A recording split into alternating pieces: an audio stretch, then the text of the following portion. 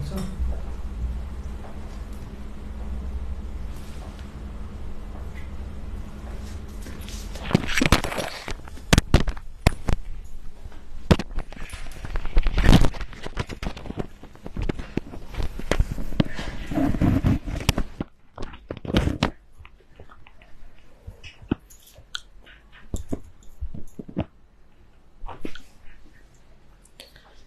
ওকে, আসসালামু আলাইকুম।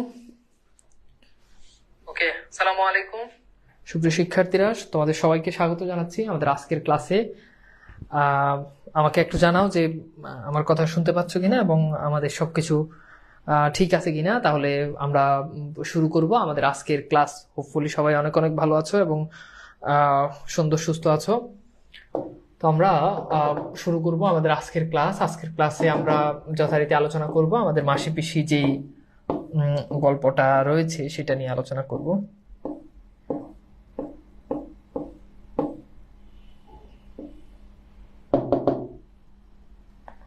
ওকে, সো ঠিক আছে, অনেকদিন পর দেখা। Okay, thank you so much, everything clear, thank you so much. Okay, fine, ঠিক আছে, জি স্যার শোনা যাচ্ছে। Okay, thank you. Okay, very good. তো আমরা তাহলে মোটামুটি ভাবে আমাদের আজকের ক্লাসটা হচ্ছে আমরা শুরু করতে পারি। অ্যান্ড আজকে একটা ক্লাসে আমরা হচ্ছে আমাদের পুরো যে মাসি পিসি যে গল্পটা রয়েছে এই গল্পটা আমরা শেষ করব একটা ক্লাসে ইনশাল্লাহ। ঠিক আছে, আপনার ক্লাসে কি নোট করতে হবে নাকি পিডিএফ থাকবে? নোট অবশ্যই করবা, আর সাথে সাথে তোমাদেরকে পিডিএফও দিয়ে দেওয়া হবে, সমস্যা নেই। ঠিক আছে, ওকে, ফরিদপুরে welcome. SIRA Jewel, thank you so much Jewel. Power প্লের পর আবারও দেখা তানভীর ভাইকে। ওকে, ঠিক আছে। SSC 25 কি শর্ট ব্যাচে সিলেবাস আগে পড়ানো হবে? জি, আচ্ছা ফাইন, তাহলে আমরা শুরু করি। তো আমি একটু কিছু জিনিস একটু তোমাদেরকে ক্লিয়ার করে নিই, যেটা আমি পড়া শুরু করলে যে প্রশ্নগুলো তোমাদের জন্য করা হারাম। কি বলছি? এখন আমি তোমাদের যত প্রশ্ন আছে সবগুলো প্রশ্ন আমি তোমাদেরকে উত্তর দিয়ে দিব। তো এই পড়া যখন শুরু করব তখন এই প্রশ্নগুলো করা যাবে না। নাম্বার 1, এইটা বলা যাবে না যে ভাইয়া ব্যাকরণটা আগে শেষ করেন, ফার্স্ট পেপারটা আগে শেষ করেন, এই টপিকটা আগে শেষ করে দেন, এগুলো বলা যাবে না। কেন বলা যাবে না? কারণ যেটা তোমার কাছে অনেক বেশি গুরুত্বপূর্ণ, হয়তো তোমার কলেজে এক্সামে এই টপিকটা আজকে নাই, তার মানে এই না যে তোমার জন্য আমি সেটা পড়াবো না, কিংবা তোমার নেক্সট পরীক্ষায় এটা পরীক্ষাতে প্রশ্ন আসবে বা এটা বেশি ইম্পর্টেন্ট, বা তোমার কলেজের পরীক্ষাতে তুমি বলো যে ভাই এটা আগে পড়ান। আমি কিন্তু এই কাজ করব না। মানে তোমার তোমার আগে পরে দিয়ে আমার কিছু যায় আসে না, আমাকে দেখতে হবে সামগ্রিক দিক বিবেচনা করে। এখন তুমি কোনো একটা টপিক সমাস আগে পড়াইলেও পড়াবো, শেষে পড়াইলেও পড়াবো। আমার টার্গেট হচ্ছে আমি 3 থেকে 4 মাসের ভিতরে কোর্স শেষ করব, কথা বুঝছো? বা আরো বেশি হতে পারে, 4 মাসের একটু বেশি হতে পারে, যেহেতু ফুল সিলেবাস পড়াবো। তো এই টাইমের ভিতরে তোমাকে সকল টপিক পড়ানো হবে, এমন কোনো টপিক নাই যেটা পড়ানো হবে না, কথা বুঝছো? সুতরাং এটা বলা যাবে না ভাই এই টপিকটা আগে পড়ান, এটা আগে পড়ান, স্যার এটা আগে পড়ান, এটা বাদ। আচ্ছা, নাম্বার 2, এরপর হচ্ছে যে প্রশ্নটা সেটা হচ্ছে এখানে যেহেতু 24 ব্যাচ, 25 ব্যাচ এবং 26 ব্যাচ, 25 ব্যাচের শর্ট সিলেবাস, আগে শর্ট সিলেবাসের সবগুলো টপিক পড়ে ফেলবো, কারণ এই টপিকগুলো কমন, এগুলো সবাই পড়তে হয়। মানে এগুলো তুমিও পড়বা, 25 ব্যাচের স্টুডেন্ট পড়বে, 26 ব্যাচের স্টুডেন্ট পড়বে। এরপর আমরা শুধু 26 ব্যাচের জন্য হচ্ছে মানে শর্ট সিলেবাসের বাহিরের যে টপিকগুলো আছে আমরা সেগুলো নিয়ে আলোচনা করব, ঠিক আছে? তাহলে আমি আশা করি তোমাদেরকে মোটামুটি ভাবে আমি তোমাদেরকে বুঝাইতে পারছি যে আসলে ব্যাপারটা কোন ধরনের কি। আচ্ছা, এরপর আসো 3 নাম্বার, সেটা হচ্ছে ভাইয়া কোন বই কিনবো। এই প্রশ্ন ক্লাসে করা যাবে না। আমার একটা বই বের হবে, একটা না দুইটা, একটা বাংলা সেকেন্ড পেপার আর একটা ফার্স্ট পেপার, এইচএসসি 200 মার্কের। ওই বই বের হলে তখন ওই বই নিতে পারো, তবে সেটার জন্য সময় লাগবে, হয়তো 1 থেকে 1.5 মাস সময় লাগবে। এর ভিতরে তোমার যদি অনেক বেশি বইয়ের দরকার হয় তাহলে তুমি বই কিনে ফেলতে পারো, কোনো সমস্যা নাই, ঠিক আছে? 4 নাম্বার সবচেয়ে বেশি গুরুত্বপূর্ণ, এই সপ্তাহের জন্য একটা অস্থায়ী রুটিন, এটা স্থায়ী রুটিন দেওয়া হবে। সেই স্থায়ী রুটিনও পরিবর্তন হতে পারে। তো রুটিন পরিবর্তন হলে হয়তোবা তোমার সাথে সেটা ম্যাচ নাও হতে পারে। দেখো এখানে অনেক স্টুডেন্ট, 1000 স্টুডেন্টের মন মতো রুটিন দেওয়া আমার পক্ষে সম্ভব না। সো কাজে তোমার সাময়িক অসুবিধা হলেও তুমি সেটা নিয়ে কোনো কমপ্লেন করবা না, কারণ এখানে আমি 1000 জনের সাথে টাইম ম্যাচ করে আমার দেওয়া সম্ভব না। আমি যখন 10টায় ক্লাস নিচ্ছি, তবে এটা নিশ্চিত থাকো যে ক্লাস টাইম 10টায় হবে, কারণ এই সময়টা বেশিরভাগ ফাঁকা থাকে। এখন আমি যখন 10টায় ক্লাস নিচ্ছি তখন আমি জানি অনেকের 10টায় ক্লাস আছে, আমি 9টায় নিলে আবার অনেকের 9টায় ক্লাস আছে, আমি সন্ধ্যার পরে নিলে অনেকের সন্ধ্যার পরে ক্লাস আছে। আর দিনে তো আমরা ক্লাস নিই না, কারণ দিনে সবাই ব্যস্ততা থাকে, অনেকে অফলাইনে পড়ে, কলেজ থাকে। তো রাতে যেই টাইমেই নিই, এখানে 1000 মানুষের অনুযায়ী তাকে আমি সার্ভিস মানে তার সময়, ইউনিক সময় বের করা আমার পক্ষে সম্ভব না, এটা দুনিয়ার কেউ পারবে না। সো এই ধরনের প্রশ্নগুলো হচ্ছে করা যাবে না। ক্লাসের টাইম কতক্ষণ হবে? উত্তর হচ্ছে ক্লাসের টাইম সাধারণত 1 থেকে 1.5 ঘন্টার ভিতরে আমাদের ক্লাস টাইম হবে। আমার ক্লাসের টাইম বেশি বড় না, খুব কম সময়, 1 থেকে 1.5 ঘন্টার ভিতরে ক্লাসের টাইম থাকবে। ওকে, আর আমাদের ক্লাসের বৈশিষ্ট্য হচ্ছে আমরা ক্লাসে অনেক বেশি পড়বো এন্ড অনেক বেশি প্র্যাকটিস করবো, অনেক বেশি প্র্যাকটিস করবো। এন্ড আরেকটা বিষয়, যখন আমি ফার্স্ট পেপার পড়াবো তখন আমি পড়ার বাহিরে আরো অনেক কথা বলবো। মাসে বেশি গল্পটা পড়াবো, এখানে আমি পড়ার বাহিরে অনেক অনেক অনেক বেশি কথা বলবো। এখন তুমি যদি এটা মনে করো যে ভাই আপনি ক্লাসে বেশি কথা বলেন বা পড়ানোর থেকে বেশি কথা বলেন, তাহলে এটা প্রবলেম আছে, তোমার প্রবলেম।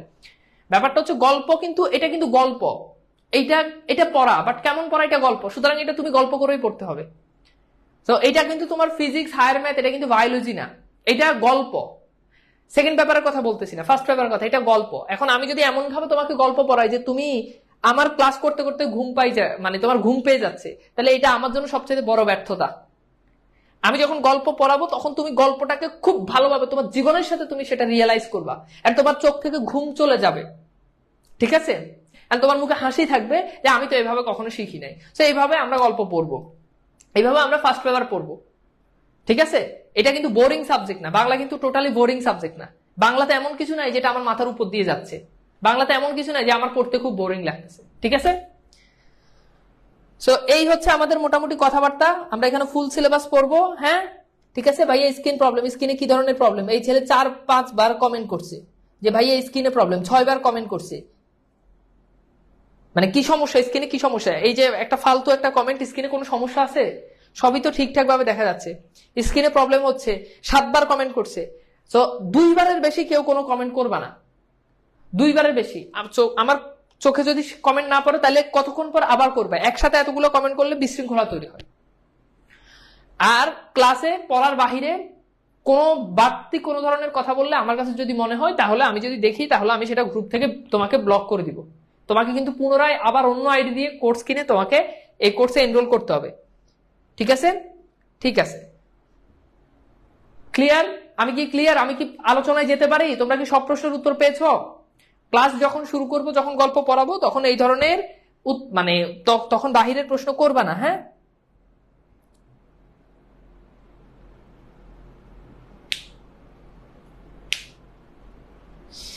ইভিআই বাই টিএমএস 80 2.0, যদি ইভিআই বাই টিএমএস 2.0 তে থাকো তাহলে আমাকে একটু মেসেঞ্জারে নক দিও, আমাকে একটু মেসেঞ্জারে নক দিও, হ্যাঁ? আচ্ছা, যারা আছো আর কি, যারা দুইটাই কোর্সে আছো তারা হচ্ছে আমাকে মেসেঞ্জারে নক দিও। এরকম সংখ্যাটা থাকার কথা না, তবু কেউ থাকলে নক দিও। আচ্ছা ঠিক আছে, তাহলে আমরা শুরু করছি আমাদের আজকের ক্লাস। এন্ড আমরা চলে যাচ্ছি ঠিক আছে, আমরা চলে যাচ্ছি আমাদের আজকের ক্লাসে,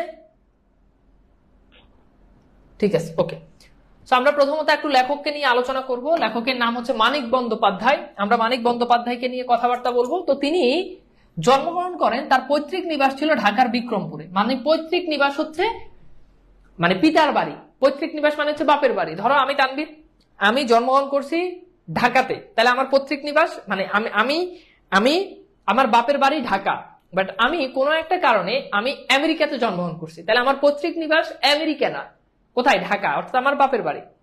তাহলে পৈতৃক নিবাসটা বুঝতে পারছো, এটা হচ্ছে ঢাকার বিক্রমপুরে। আর তার পিতৃপ্রদত্ত নাম হচ্ছে প্রবোধ কুমার বন্দ্যোপাধ্যায়। হ্যাঁ, কথা বুঝছো? প্রবোধ কুমার বন্দ্যোপাধ্যায়, অর্থাৎ তার বাপে নাম রেখেছে প্রবোধ কুমার বন্দ্যোপাধ্যায়, কিন্তু পরবর্তীতে আসলে তার ডাকনাম ছিল মানিক, এবং সেই থেকে তাকে বলা হয় মানিক বন্দ্যোপাধ্যায়। অনেক সময় থাকে না যে বাপ মা নাম রাখে একটা, বাপ মা নাম রাখছে সাদিয়া, মেয়ে বড় হয়ে তার নাম রাখছে অ্যাঞ্জেল সাদিয়া, তাই না? এরকম অনেকেই দেখবা যে নাম পরিবর্তন করে। তো যদিও আমাদের মানিক বন্দ্যোপাধ্যায়ের ডাক নামটা ছিল মানিক, সেখান থেকে আসলে তার নাম হয়েছে মানিক বন্দ্যোপাধ্যায়, বাট তার বাবা তার নাম রেখেছে প্রবোধ কুমার বন্দ্যোপাধ্যায়। আরেকটা কথা একটু বলে রাখি মাঝখান দিয়ে, সেটা হচ্ছে প্রথম 2-1টা ক্লাস কিছু স্টুডেন্টের কাছে মনে হতে পারে যে ভাই আপনি একটু ফাস্ট কথা বলেন বা একটু দ্রুত কথা বলেন। এইটা 2-3টা ক্লাসের পর অটোমেটিক ঠিক হয়ে যাবে, হ্যাঁ?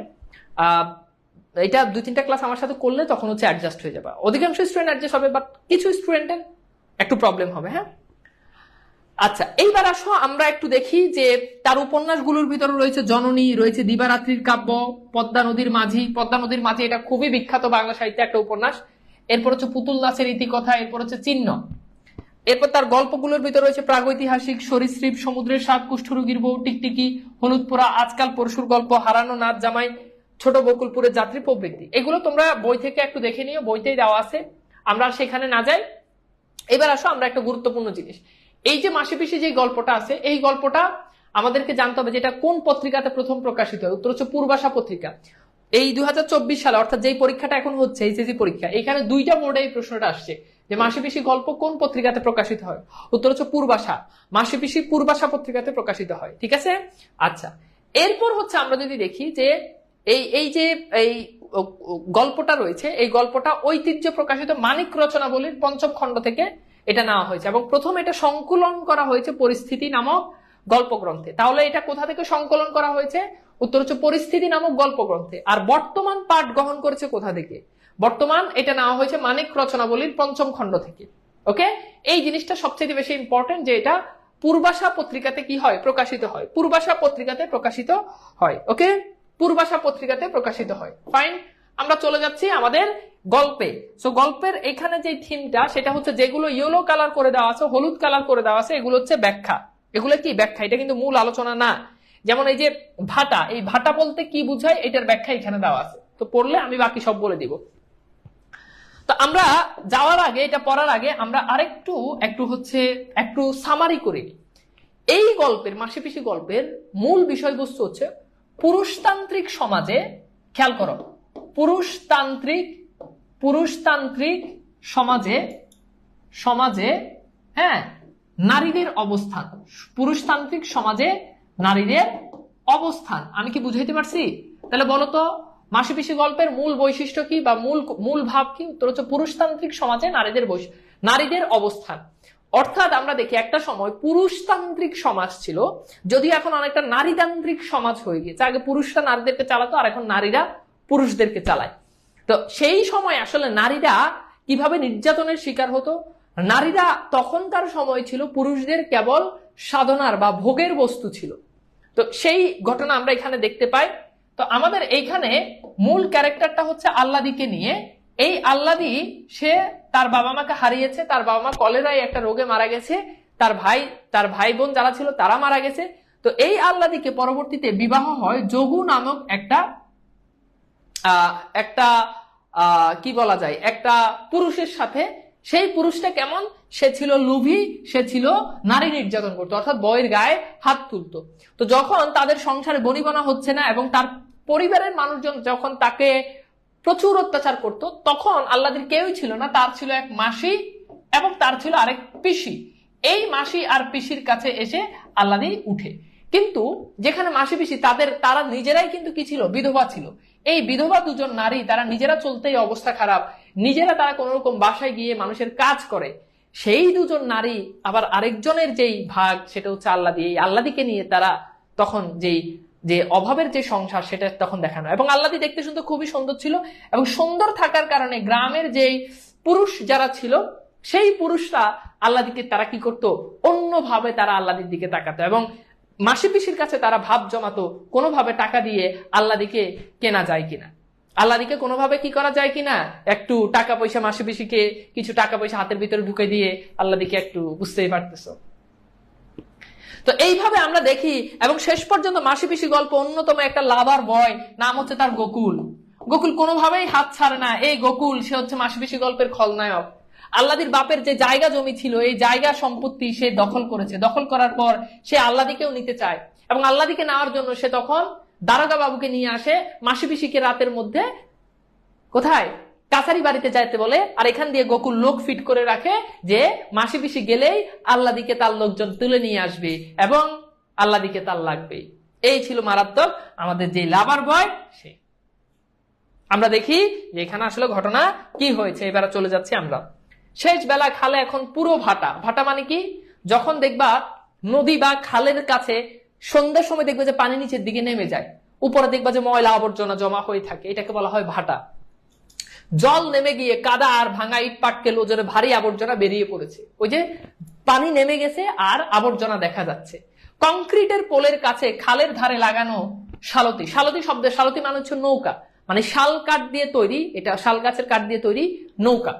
তাহলে খালের কাছে ধরে লাগানো শালতি অর্থাৎ দুইটা বড় নৌকা থেকে খড় তোলা হচ্ছে। খড় বলতে কি, ওই যে ধান কাটার পর দেখবা যে অবশিষ্ট যেগুলো থাকে, ধান কাটার পর ধান গাছটা যে থাকে এটা গরু খায়, সেটা হচ্ছে খড়।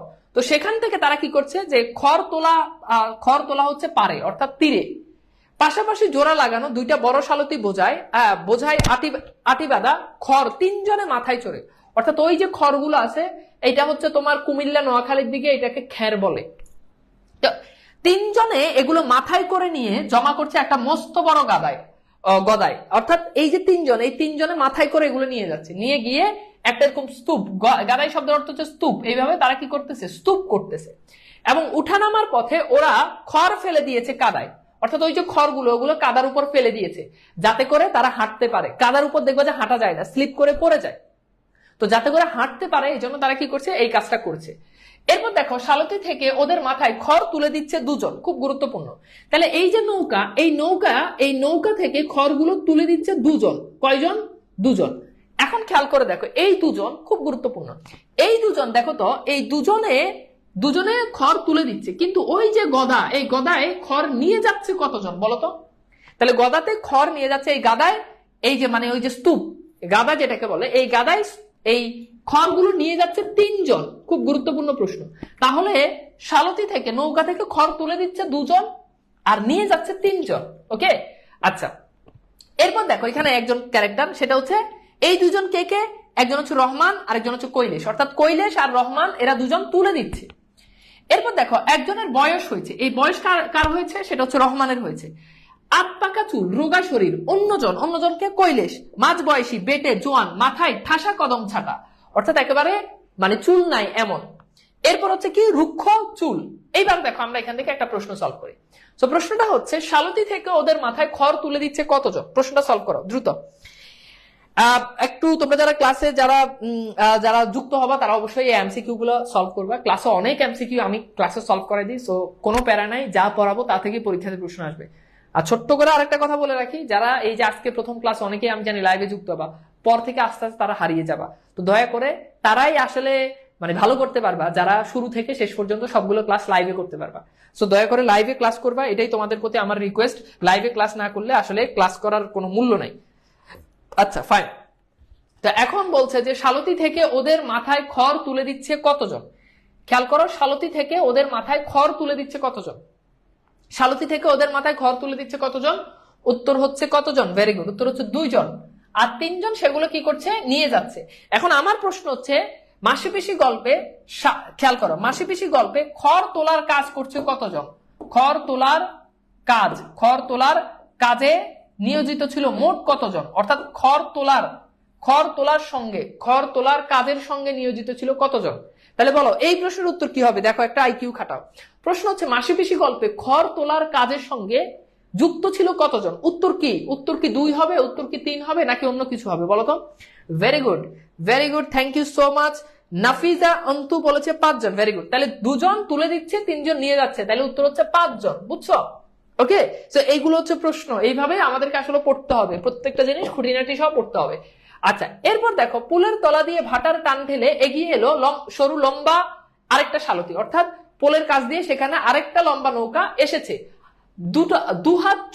দুহাত চৌড়া হয়নি, না হয় 2 মাথায় দাঁড়িয়ে দুজন পৌরা বিধবা লগি ঠেলছে মানে কি? অর্থাৎ এই যে এটা হচ্ছে নৌকা, এই নৌকার 2 মাথায় দুজন, তারা লগি মানে হচ্ছে যেটা দিয়ে বায়, মানে নৌকা বায়, একটা বাঁশের একটা ইয়ে থাকে ওটা দিয়ে নৌকা বায়, ওটাকে বলা হয় লগি। ওটাকে কি বলে? লগি। তো তারা লগি ঠেলতেছে এটা দিয়ে। ময়লা মোটা থানের আঁচল দুজনেরই কোমরে বাঁধা, অর্থাৎ দুজনের কোমরে ময়লা একটা কাপড় বাঁধা আর কি, সেটা বলেছে। মাঝখানে গুটিসুটি হয়ে বসে আছে অল্প বয়সী এক বউ। এই অল্প বয়সী বউ হচ্ছে আল্লাদি। তাহলে পরীক্ষাতে প্রশ্ন আসে মাসিপিসি গল্পে কাকে অল্প বয়সী বউ বলা হয়েছে? কাকে অল্প বয়সী বউ বলা হয়েছে? উত্তর হচ্ছে কাকে বলতো? মাসিপিসিকে। ওকে, এরপর দেখো গায়ে জামা আছে নকশাপাড়ের সস্তা সাদা শাড়ি। তাহলে মাসিপিসির পরনে কোন ধরনের কাপড় ছিল? যদি পরীক্ষাতে প্রশ্ন আসে উত্তর কি হবে বলতো? নকশাপাড়ের সস্তা সাদা শাড়ি। নকশাপাড়ের সস্তা সাদা শাড়ি। কি রঙের শাড়ি? কি রঙের শাড়ি? সাদা শাড়ি। ওকে, আচ্ছা এরপর হচ্ছে খেয়াল করো, আমি আমার কলেজে একবার আমি এই প্রশ্ন দিয়েছিলাম যে কোন রঙের শাড়ি, তো প্রথমেই আমি দিছি যে গোলাপি। এখন গোলাপি দেখে সবাই গোলাপি উত্তর করছে, যে মেয়ে মানুষ পরেই মনে হয় গোলাপি, বাট গোলাপি না, উত্তর হচ্ছে কি বলো? সাদা। আচ্ছা এরপর দেখো, ৮-৬ থমথমে গরম, গরম মিনস হচ্ছে চেহারা, মানে খুব থমথমে তার চেহারা, গোলগাল মুখ, কৈলাস বাহকের মাথায় খড় চাপতে ব্যস্ত ছিল। অর্থাৎ যাদেরকে এই যে যারা খড় নিচ্ছে তাদের মাথার উপর খড় দিতে কৈলাস ব্যস্ত ছিল। ছটপট শেষ আটিটা চাপিয়ে দিয়ে সে যখন ফিরলো, মাসি পিসির শালতি দু হাতের মধ্যে এসে গেছে।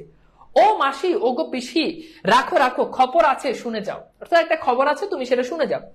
সামনের দিকে লগি ফুটে মাসি পিসি শালতির গতি ঠেকায়, অর্থাৎ নৌকাতে এভাবে চলতে থাকে। তো নৌকার যখন লগি, অর্থাৎ ওই বাঁশটা যেটা দিয়ে বায়, ওটাকে যখন তুমি সামনের দিকে দিবা তখন নৌকাটা স্থির হয়ে যাবে, আর যখন তুমি এবার পিছনের দিকে দিবা তখন নৌকাটা সামনের দিকে যাবে। তো এখানে এটাই বলছে যে সামনের দিকে লগি ফুটে মাসি পিসি শালতির গতি ঠেকায়, অর্থাৎ শালতি নৌকাটাকে থামায়। আল্লাদি শীতের সিঁতুর পর্যন্ত ঘোমটা টেনে দেয়। যখন ওই যে কৈলাসকে যখন দেখে, যখন ওই কৈলাসকে যখন দেখে, তখন আমরা দেখতে পাই যখন সে দেখে, অর্থাৎ এই যে আমরা দেখি যে ইয়ের কথা যখন বলছে যে কৈলাসকে যখন দেখে, তখন আল্লাদি কি করে? আল্লাদি শীতের সিঁদুর পর্যন্ত ঘোমটা টেনে দেয়। তাহলে এখান থেকে পরীক্ষার প্রশ্ন আসতে পারে যে আল্লাদিকে, কৈলাসকে দেখে আল্লাদি কি করে? উত্তর হচ্ছে আল্লাদি শীতের সিঁদুর পর্যন্ত ঘোমটা টেনে দেয়, অর্থাৎ এইভাবে ঘোমটা টেনে দেয়। এইভাবে কি করে? ঘোমটা টেনে দেয়। তো এইগুলো আসলে পূর্বে এগুলো রেওয়াজ ছিল যে যখন কোনো কি করবে, যখন কোনো পর পুরুষকে দেখে তখন কি করবে? ঘোমটাটা তোমাকে কি করতে হবে? টেনে দিতে হবে। ঘোমটাটা কি করতে হবে? টেনে দিতে হবে। এইভাবে ঘোমটা টেনে দিবা, বুঝছো? তো এগুলো যদি এখন আর নাই, এখনকার মেয়েরা কি পরপুরুষ দেখলে ঘোমটা টেনে দেয় এভাবে? না, উল্টা আরো খুলে দেয়, বুঝছো? তো এগুলো প্রাচীন কালে ছিল, আমাদের মা দাদিদের আমলে, নানিদের আমলে। এখনকার মেয়েরা এগুলো পারে না। পারে না বলতে কি, ওরা এগুলো করে না, ওদের মনে হয় যত খুলবে তত স্টাইলিশ। তা আমরা দেখি পরে যাই। এরপর হচ্ছে কি, সামনের থেকে মাসি বলে বিরক্তির সঙ্গে, বেলা আর নেই কৈলাস, অর্থাৎ সন্ধ্যা হয়ে যাচ্ছে। তো এইখানে একটা প্রশ্ন, সেটা হচ্ছে নৌকা দিয়ে আসার সময় আল্লাদির পরনে কি ছিল? বলো, নৌকা দিয়ে আসার সময় আল্লাদির পরনে কি ছিল? দ্রুত। Very good. তাহলে কি ছিল? সস্তা, নকশা পাড়ের সস্তা সাদা শাড়ি। এখন এখানে বলছে নকশা পাড়ের সস্তা সাদা শাড়ি, এখানে বলছে নকশাহীন দামি রঙিন শাড়ি। তো বুঝতে পারতেছে এখানে রাইট অ্যান্সার ক হবে। হ্যাঁ, ভেরি গুড। আচ্ছা এরপর দেখো, পেছন থেকে পিসি মাসি বলে আরেকটু পথ যেতে হবে কৈলাস। হ্যাঁ, মাসি গলা ঝরো ঝরো, আওয়াজ একটু মোটা, একটু ঝংকার আছে। কৈলাস খবর গোপন, দুজনে লম্বা শালতি, হ্যাঁ, দু মাথায় থাকলে সম্ভব নয় চুপে চুপে বলা। অর্থাৎ দুজন নৌকার দুই মাথায়, মাসি এই মাথায়, পিসি নৌকার এই মাথায়। হ্যাঁ, মাসি বড় শালতি খড় ঠেকানো বাঁশটা চেপে ধরে থাকে। পিসি লগি হাতে নিয়ে পেছন থেকে এগিয়ে আসে সামনের দিকে, অর্থাৎ পিসি এবার কি করে? সামনের দিকে এগিয়ে আসে। আল্লাদি যেখানে ছিল সেখানেই বসে কান পেতে রাখে, কথাবার্তা সে সব শুনতে পায় সহজে। অর্থাৎ কৈলাস যা যা কথা বলে আল্লাদি খুব সুন্দরভাবে সেগুলো শুনতে পায়, কারণ সে যাতে শুনতে পায় এমনি কয়ে, মানে ওইভাবেই কৈলাস বলতেছে, খুব জোরে জোরে বলতেছে। এরপর দেখো, বলি মাসি তোমাকেও বলি পিসি, কৈলাস শুরু করে, মেয়েকে একদম শ্বশুর ঘরে পাঠাবে না মনে করেছো যদি, সে কেমন ধরা কথা হয়। এত বড় সমত্ব মেয়ে, সমত্ব মানে হচ্ছে প্রাপ্তবয়স্ক যুবতী, তোমরা দুটো মেয়ে লোক বাদে ঘরে কোনো পুরুষ মানুষ নেই, বিপদ আপদ ঘটে যদি। তো বলছে তোমরা যে বলতেছো তোমরা মেয়েকে শ্বশুর বাড়িতে পাঠাবে না, এটা কেমন কথা? ঘরে কোনো পুরুষ মানুষ নাই, যদি কোনো বিপদ আপদ হয়, বুঝছো?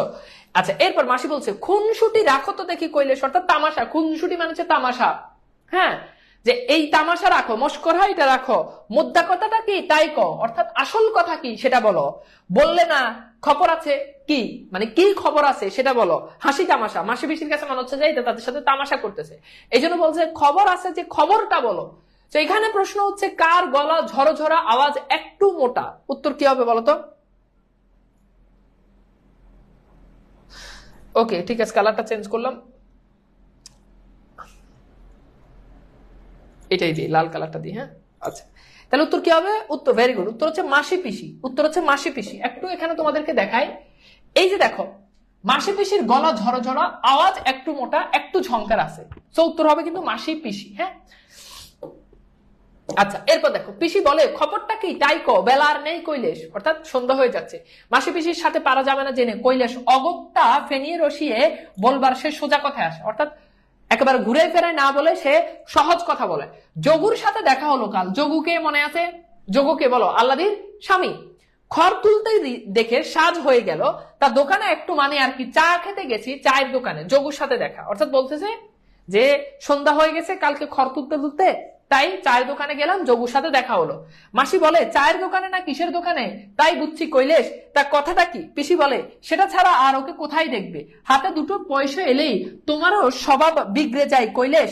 তা কি বললো যোগু? অর্থাৎ এইখানে খেয়াল করে দেখো, এখানে পিসি বলতে যে সেটা মানে তাকে ছাড়া, চায়ের দোকানে ছাড়া তাকে তুমি কোথায় দেখবে। অর্থাৎ আকান্না মানুষটাই কি করে, চায়ের দোকানে যায়। এইটা বলছে আর কি, চায়ের দোকানে ছাড়া তাকে আর কি করবে, কোথায় দেখবে, তার কোনো কাজ কাম নাই। হাতে দুইটা পয়সা এলে তোমার স্বভাব বিগড়ে যায়। অর্থাৎ বলছে যখন তোমার হাতেও কিছু টাকা আসে তখন তোমার স্বভাব বিগড়ে যায়। অর্থাৎ এইখানে পিসি বুঝাতে চাচ্ছে যে পুরুষ মানুষের যখন হাতে টাকা আসে তখন তাদের স্বভাব পাল্টে যায়, বুঝছো? মানে তোমার হাতে যখন টাকা নাই তখন তুমি ঘরের ভিতরে বসে থাকবা, আর হাতে যখনই টাকা আসবে তখন তুমি বন্ধু বান্ধবরা কি করবা, ডাক দিয়ে বন্ধু চল টাকা আছে আজকে দুইটা টান দিই, তাই না? সেটাই বলছে যে এখানে তাকে খোঁচা মেরে বলছে যে কি করে, মানে টাকা এলে কি করে তোমার স্বভাব পল্টে যায়। তা কি বললো যোগু? এরপর বলছে যে যোগু কি বললো, কৈলাস ফাফরে পড়ে আর চোখে চায় আল্লাদির দিকে। অর্থাৎ সে খুব মানে বিপদে পড়ে আল্লাদির দিকে চায়। হঠাৎ বেমক্কা জোরের সঙ্গে প্রতিবাদ করে, তা নয়, পোলের কাছে চায়ের দোকান। তাহলে ওই যে চায়ের দোকান, ওই চায়ের দোকানটা কিসের কাছে? পোলের কাছে। মাসি পিসি গিয়ে জিজ্ঞেস করুক না সেখানে। অর্থাৎ আমি যে ভুল বলছি তাহলে মাসি পিসি গিয়ে জিজ্ঞেস করুক। তারপরে জোর হারিয়ে বলো ওসব এরকম ছেড়ে দিয়েছে যোগু। অর্থাৎ ওসব বলতে কি, বোতল খাওয়া। অর্থাৎ যোগু এখন আর বোতল খায় না, আগে খেত, এখন সে কি করছে, বোতল খাওয়া ছেড়ে দিছে। এরপর বলছে লোকটা কেমন বদলে গেছে মাসি, সত্যি কথা পিসি, যোগু আর সেই যোগু নেই। অর্থাৎ যোগু এখন আর তার বোতলের আসক্তি নাই, যোগু এখন অনেক ভালো মানুষ হয়ে গেছে, সাত সাত ফেরেশতা আছে না? তোমরা ছেলেরা এই কাজগুলো করো, তাই না? আরেক বন্ধুর কাছে, তোমার বন্ধুর কাছে আরেকটা মেয়ের কাছে গিয়ে সাফাই গাও যে ও তো আগে এইসব করতো, আগে আড্ডাবাজি করতো, সিগারেট খেত, কিন্তু ও তো এখন অনেক পাল্টে গেছে। ট্রাস্ট মি, যে সে এখন অনেক পাল্টে গেছে, ও তো এখন এগুলোর ধারে কাছেই নাই। তো তুমি ওকে বিশ্বাস করতে পারো। তো এইখানে যোগু সেইটাই কি করতেছে, কৈলাস যোগুর পক্ষই সেই দালালিটাই করতেছে। আচ্ছা, এরপর দেখো যোগু আর সেই যোগু নেই, বউকে নিতে চায় এখন। আর কত বউ ছাড়া আর কত থাকবে, এখন সে কি করতে চায়, নিতে চায়। তোমরা নাকি পণ করেছো মেয়া পাঠাবে না, অর্থাৎ তোমরা নাকি প্রতিজ্ঞা করেছো যে তোমরা মেয়েকে পাঠাবে না। তাকেই চটে আছে, সম্মান তো আছে একটা মানুষের, দেখছো? মানে সে হয়তো গাঁজা খায়, বোতল খায়, কিন্তু তার তো একটা সম্মান আছে। এতবার সে নিতে চাইলো বউ, আর তোমরা বউকে পাঠালে না। আচ্ছা, এরপর দেখো কবার নিতে এলো, মেয়া দিলে না। মেয়া মানে হচ্ছে মেয়ে, তাই তো নিতে আসে না। আর আমি বলি কি, নিজেরা যেছে এবার পাঠিয়ে দাও মেয়েকে। যেছে মানে হচ্ছে নিজ উদ্যোগে, নিজ থেকে, যে আর কৈলাসের অপেক্ষা করা লাগবে না, তোমরা এবার নিজ থেকে কৈলাসের কাছে কি করো, মেয়েকে তোমরা পাঠিয়ে দাও। ওকে, দেখছো কি সুন্দর বুদ্ধি দিতেছে। এরপর দেখো মাসি পিসি গল্পে চায়ের দোকান কোথায় অবস্থিত, বলো? খুব গুরুত্বপূর্ণ একটা প্রশ্ন, বলো।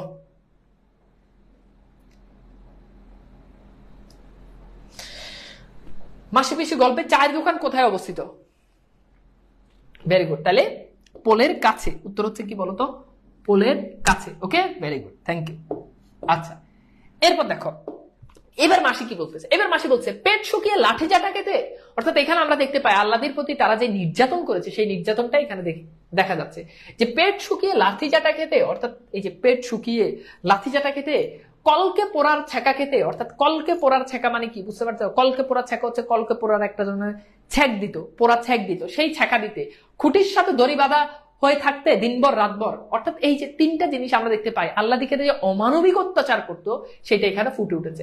এটা কিন্তু একটা সময় ছিল, আগে পুরুষরা কি করতো, নারীদেরকে মারতো, নারীদেরকে অমানবিক অত্যাচার করতো, বিশেষ করে যৌতুকের জন্য। হ্যাঁ, তো নারীদেরকে মারতো, চুলের মুঠি ধরে মারতো, তারপর হচ্ছে কি করতো, মানে যেভাবে নির্যাতন করা যায় করতো। কিন্তু সময় পাল্টে যায়, একটা কথা আছে না, সময় পাল্টে যায়।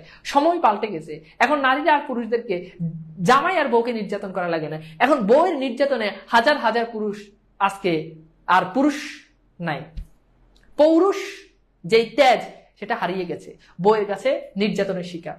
দেশে নারী নির্যাতন আছে কিন্তু দেশে পুরুষ নির্যাতন নাই। থাকলে প্রত্যেকটা থানা, প্রত্যেকটা জেলায় জেলায়, প্রত্যেকটা থানায় থানায়, ডিবি অফিসে হাজার হাজার পুরুষ ডেলি লক্ষ লক্ষ পুরুষ নির্যাতনের মামলা করত। নাই এখন। আমরা আশা করি যে এবার কিছু একটা হবে, স্বাধীন দেশে এমন একটা সুযোগ চালু হবে। তো এরপর দেখো, খেয়াল করে দেখো, পিসি বলে মেয়ে না হয় মেয়ে না পাঠাই, জামাই এলে রাখিনি, জামাই আদরে তাকে, অর্থাৎ জামাই এলে আমরা তো তাকে আদর করেছি, ছাগলটা বেঁচে খাওয়াইনি, অর্থাৎ জামাইকে আপ্যায়ন করার জন্য ছাগলটা পর্যন্ত বিক্রি করে দিছি। ভালো মন্দ 10টা জিনিস মাসি বলে ফের আসুক, আদরে রাখবো যতদিন থাকে, বজ্জাত হোক, খুনে হোক, জামাই তো, অর্থাৎ যাই হোক, বজ্জাত হোক, খারাপ হোক, কিন্তু জামাই তো। এই জায়গাতে আমরা দেখতে পাই একটা প্রথা অনুগত্য প্রকাশ পেয়েছে। সেটা কেমন? যে জামাই যত খারাপই হোক, বজ্জাত হোক, খুনে হোক, কিন্তু জামাই তো জামাই। এই লাইনটা খুব ইম্পর্টেন্ট মেয়েরা, শুনো। জামাই খারাপ হলেও সে জামাই, জামাই খারাপ হলেও সে কিন্তু জামাই, এটা মাথায় রাখতে হবে। এখন জামাই খারাপ দেখে জামাইকে ভালো পথে আনতে হবে, কিন্তু জামাই খারাপ দেখে জামাইয়ের লগে যদি আরো খারাপ কাজ করতে যাও, তাহলে সংসারে শান্তি আসবে না। আচ্ছা, এরপর দেখো, গড়ে এলে খাতির না করবো কেন, মেয়ে না, তবে মেয়ে পাঠাবো না, অর্থাৎ মেয়েকে পাঠাবো না। বুড়ো রহমান একা খড় চাপিয়ে বাহকের মাথায় চুপচাপ শুনে যায় এদের কথা। হ্যাঁ, ছলো ছলো চোখে একবার তাকায় আল্লাদির দিকে, অর্থাৎ বুড়ো রহমান আল্লাদির দিকে তাকাচ্ছে। কেন তাকাচ্ছে? তার মেয়েটা শ্বশুর বাড়িতে মরেছে অল্প কদিন আগে। বুড়ো রহমানের একটা মেয়ে ছিল, সেও শ্বশুর বাড়িতে মারা গেছে। দেখছো তৎকালীন সময় এগুলো যে কত বেশি হতো, সেটা এখানে তোমরা দেখতে পাচ্ছ। কিছুতে যেতে চায়নি মেয়েটা, ধাপাধাপি করে কেঁদেছে যাওয়া ঠেকাতে। ছোট অবুঝ মেয়ে, তার ভালোর জন্যই তাকে জোর জবরদস্তি করে পাঠিয়ে দেওয়া হয়েছিল। আল্লাদির সঙ্গে তার চেহারার কোনো মিল নেই, অর্থাৎ ওই যে তার মেয়েকে, বুড়ো রহমানের মেয়েকে, তাকে খুব জোর করে স্বামীর বাড়িতে পাঠানো হয়েছে। পরবর্তীতে স্বামীদের নির্যাতনে সে মেয়েটা মারা যায়। আচ্ছা, এরপর দেখো কি বিক্রি করে মাসি পিসি যোগুকে ভালো মন্দ 10টা জিনিস খাওয়াইছে। বলতো কি বিক্রি করে মাসি পিসি যোগুকে ভালো মন্দ 10টা জিনিস খাইয়েছে, বলো।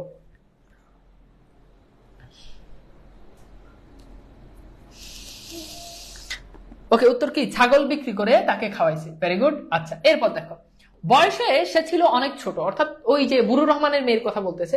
চেহারা ছিল অনেক বেশি রোগা, তবু আল্লাদির ফ্যাকাশে মুখে, তারই মুখের ছাপ দেখতে পায় রহমান, অর্থাৎ বুড়ো রহমান তার আল্লাদিকে দেখে তার মেয়ের কথা মনে পড়তেছে।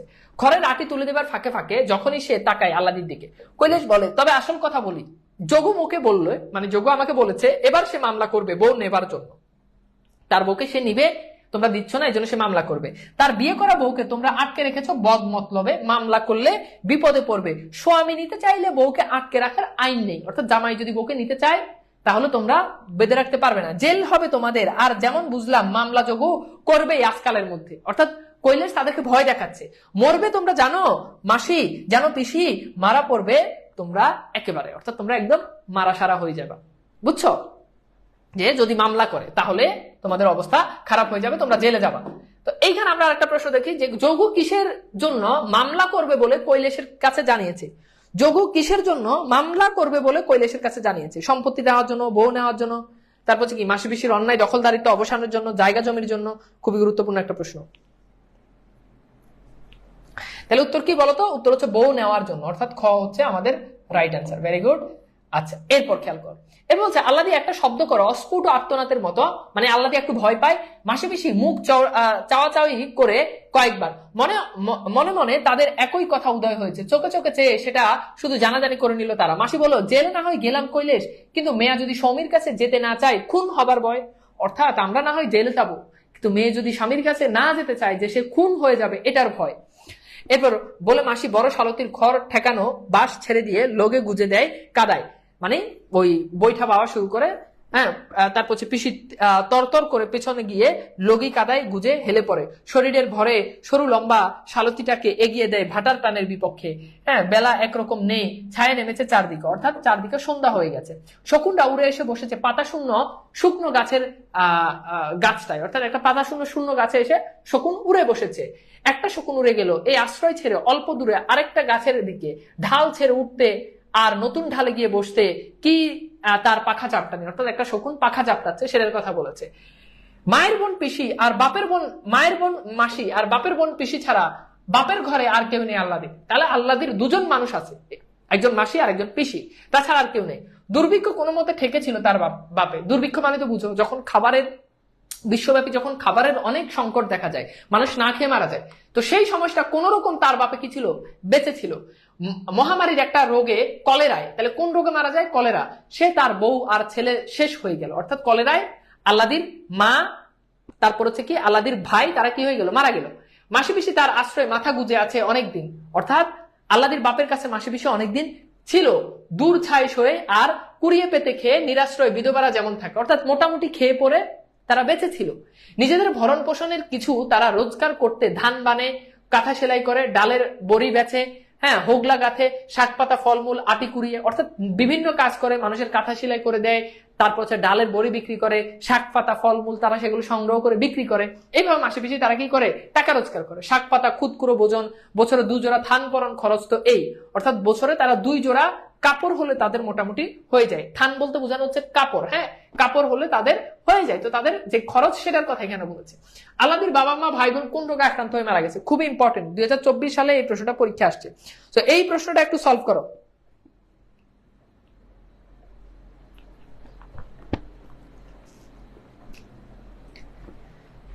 দ্রুত এই প্রশ্নটা সলভ করো। উত্তর কি বলো তো? Very good. তাহলে এটার উত্তর হচ্ছে কি? খ, কলেরা। হ্যাঁ, এরপর খেয়াল করো, বছরের পর বছর ধরে পুঁজি পর্যন্ত হয়েছিল তাদের দুজনে, অর্থাৎ এই বছরের পর বছর এইসব কাজ করে তাদের কিছুটা একটা পুঁজি হয়েছিল। রূপর টাকায় আধুলি শিখি, রূপর টাকায় আধুলি শিখি, এটা দ্বারা কি বোঝানো হচ্ছে? যে 2টি আধুলিতে 1 টাকা, মানে 2টা আধুলি 1 টাকা, আর 1 সিকিতে 25 পয়সা, আর 4 সিকিতে হচ্ছে 1 টাকা, অর্থাৎ 4 আনা 1 টাকা বলে না এইটা। তো এই জন্য এখানে খুব সামান্য টাকার কথা বুঝাতে বলছে যে রূপর টাকায় আধুলি শিখি। তাহলে শিখি মানে তো বুঝতে পারতেছ যে 1 সিকিতে 25 পয়সা, 1 সিকিতে কত পয়সা? 25 পয়সা। হ্যাঁ, আচ্ছা, আর 4 সিকিতে হচ্ছে 1 টাকা। তো এরপর দেখো, দুর্ভিক্ষের সময়টা বাঁচবার জন্য তাদের লড়তে হয় সাংঘাতিক ভাবে। আল্লাদির বাপ তাদের থাকাটা শুধু বরাদ্দ করে মানে খাওয়াটা ছাঁটাই করে দিয়েছেন একেবারে পুরোপুরি। অর্থাৎ আল্লাদির বাপের শুধু মাসি পিসিকে থাকার জন্য একটা জায়গা দিয়েছে দুর্ভিক্ষের সময়, কিন্তু খাওয়ার জন্য কিছু দেয় নাই, কারণ নিজেরাই তখন খেতে পারে না, দুর্ভিক্ষ। আচ্ছা, এরপর দেখো, তারও তখন বিষম অবস্থা, নিজেরা বাঁচে কি বাঁচে না, অর্থাৎ আল্লাদির বাপেরই তখন খারাপ অবস্থা। তার উপর যোগুর লাথি চোটে মর্মর মেয়ে এসে হাজির, অর্থাৎ তার উপর ওই যে তার মেয়ে এসে তাদের ঘরে উঠেছে। সে কোন দিক সামলাবে? মাসি পিসি সেবার যত্নে আল্লাদি অবশ্য সেবার বেঁচে গিয়েছিল, অর্থাৎ সেই দুর্ভিক্ষের সময় মাসি পিসি আল্লাদিকে অনেক সেবা করে, এবং আল্লাদি তখন কি হয়েছে? বেঁচে গিয়েছিল। তার বাপমাও সেটা স্বীকার করেছে, অর্থাৎ আল্লাদির বাপমাও সেটা স্বীকার করেছে। এরপর খেয়াল করো, এরপর হচ্ছে শহরের বাজারে তরি তরকারি ফলমূলের দাম চৌড়া, অর্থাৎ শহরের বাজারে এই তরি তরকারি ফলমূল এগুলো অনেক দাম। গা থেকে কিনে যদি বাজারে গিয়ে বেঁচে আসে তারা কিছু রোজগার হবে, অর্থাৎ গ্রাম থেকে সেই ফলমূল তরি তরকারি কিনে মাসি পিসি যদি গ্রামে বিক্রি করে তাহলে তাদের অনেক টাকা লাভ হবে। একা মাসির ভরসা হয় না, শালতি বেয়ে অত দূর যাওয়া আসা একেবারে তার দ্বারা হয় না। পিসি রাজি হয়েছিল, এতে কিছু হবে না হবে ভগবান জানে, কিন্তু যদি হয় তবে রোজগারের একটা নতুন উপায় মাসি পেয়ে যাবে, আর সে পাবে না, তা না পেলে অন্য কারোর সাথে হয়তো মাসি বন্দোবস্ত করবে। অর্থাৎ পিসি যদি রাজি না হয় তাহলে মাসি হয়তো অন্য কারোর সাথে গিয়ে শহরে গিয়ে এগুলো বিক্রি করবে। তা কি পিসি ঘটতে দিতে পারে? অর্থাৎ পিসি তো সেটা করতে পারে না। পিসির কথা হচ্ছে যে মাসি গেলে আমিও যাব। সেই থেকে শুরু হয়ে গেছে গেরেস্তের বাড়িতে শাকসবজি ফলমূল নিয়ে মাসি পিসি শালতি বেয়ে শহরের বাজারে গিয়ে বেঁচে আসা। গায়ের বাবু বাসিন্দারাও নগদ পয়সা পেলে বাগানের জিনিস বেচতে দেয়, অর্থাৎ গ্রামের মানুষরা নগদ টাকার জন্য বেচতে দেয়, আর এগুলো কিনে তারা শহরে গিয়ে বিক্রি করে। আমরা একটা প্রশ্ন সলভ করি, মাসি পিসি শালতি বেয়ে কি বাজারে বিক্রি করতে নিয়ে যায়? খুবই গুরুত্বপূর্ণ প্রশ্ন।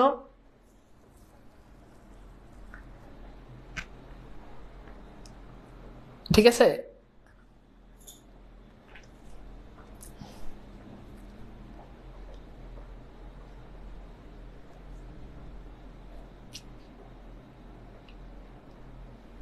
তাহলে উত্তর কি বলতো? উত্তর কি বলতো? উত্তর হচ্ছে গৃহস্থের বাড়তি শাকসবজি ফলমূল। ভেরি গুড, নাকি?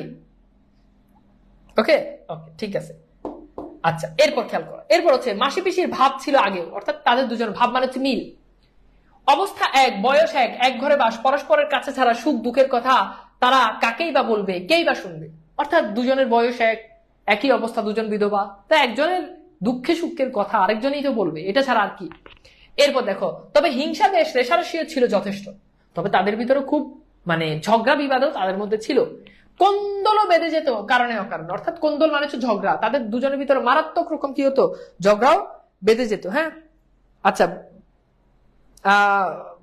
ভাইয়া কিছু জায়গায় স্কিপ হয়েছে, হ্যাঁ কিছু জায়গায় 2-1টা লাইন একটু স্কিপ হতে পারে, তোমরা একটু নিজেরা একটু দাগ দিয়ে রেখো, একটু পড়ে নিও। কারণটা হচ্ছে এখন মানে স্লাইডে তো চলে আসছে, এখন স্লাইডে এখানে বসে তো আমি নিজে অ্যাড করার কোনো সুযোগ নেই, তো বুঝতে পারতেছ? আচ্ছা ফাইন, তাহলে একটু অ্যাড করে নিও ওই যে 2টা লাইন। এরপর দেখো, পিসি এবারই মেয়ে, তার বাপের বাড়ি, অর্থাৎ পিসি, পিসি তো বুঝোই ফুফু, তার তো বাপের বাড়ি। আর মাসি উড়ে এসে জুড়ে বসেছে এখানে, মাসি তার বোনের জামাইয়ের বাড়িতে এসে উঠেছে।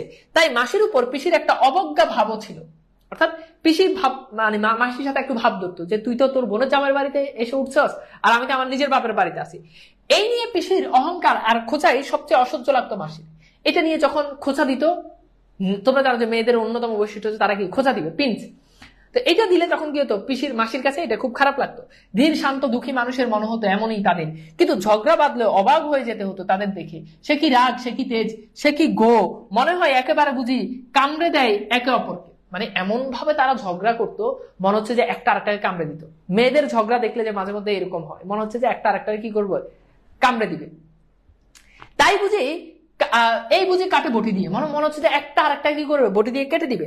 শাকসবজি বেঁচে যাওয়ার চেষ্টায় একসঙ্গে কোমর বেঁধে নেমে পড়া, সব বিরোধ, হ্যাঁ সব পার্থক্য উড়ে গিয়ে দুজন এক হয়ে গেল, এক মন এক প্রাণ। অর্থাৎ যখনই তারা এই দুজন যখন একসাথে শাকসবজি বিক্রি করতে লাগলো, তখন দুজন আর কোনো ঝগড়া বিবাদ তাদের মধ্যে ছিল না, তারা এক হয়ে গেছে। ঠিক আছে, তারা এক হয়ে গেছে।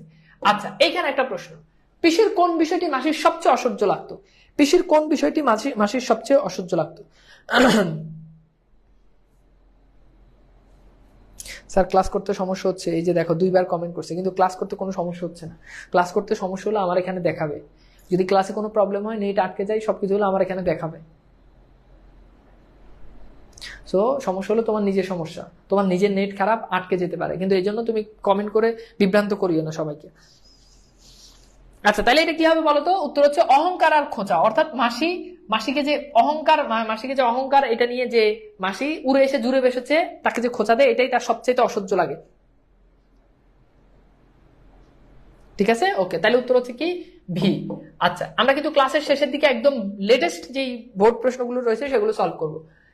সে মিল জমজমাট হয়ে উঠে আল্লাদির ভার ঘাড়ে পড়ায়। যখন আল্লাদির ভার, যখন দায়িত্ব যখন তাদের উপর পড়ছে, তখন তাদের এই মিলটা আরো অনেক বেড়ে যায়। নিজের পেট ভরানো শুধু নয়, তাদের দুজনেই এখন আল্লাদি আছে, খাইয়ে পরিয়ে যত্নে রাখতে হবে তাকে, শ্বশুর ঘরের কবল থেকে বাঁচাতে হবে, গায়ের বজ্জাতদের নজর থেকে সামলে রাখতে হবে। অর্থাৎ গ্রামের যেই খারাপ মানুষ, খারাপ যে পুরুষরা আছে, তাদের থেকেও কি করতে হবে, আল্লাদিকে বাঁচাতে হবে। কত দায়িত্ব তাদের, কত কাজ, কত ভাবনা। বাপমা বেঁচে থাকলে আল্লাদি হয়তো শ্বশুর বাড়ি যেতে হতো, অর্থাৎ বাপমা বলতো যে বুঝাই শ্বশুর বাড়ি পাঠিয়ে দিত। মাসি পিসিও বিশেষ কিছু বলতো কিনা সন্দেহ, কিন্তু তারা তো নেই, এখন মাসি পিসিরই সব দায়িত্ব। বিনা পরামর্শে আপনা থেকে তাদের ঠিক হয়ে গিয়েছিল আল্লাদিকে পাঠানো হবে না, অর্থাৎ আল্লাদিকে জামাইয়ের বাড়িতে কি করা হবে না, পাঠানো হবে না। আল্লাদিকে কোথাও পাঠানোর কথা তারা ভাবতেই পারে না, বিশেষ করে ওই খুনেদের কাছে।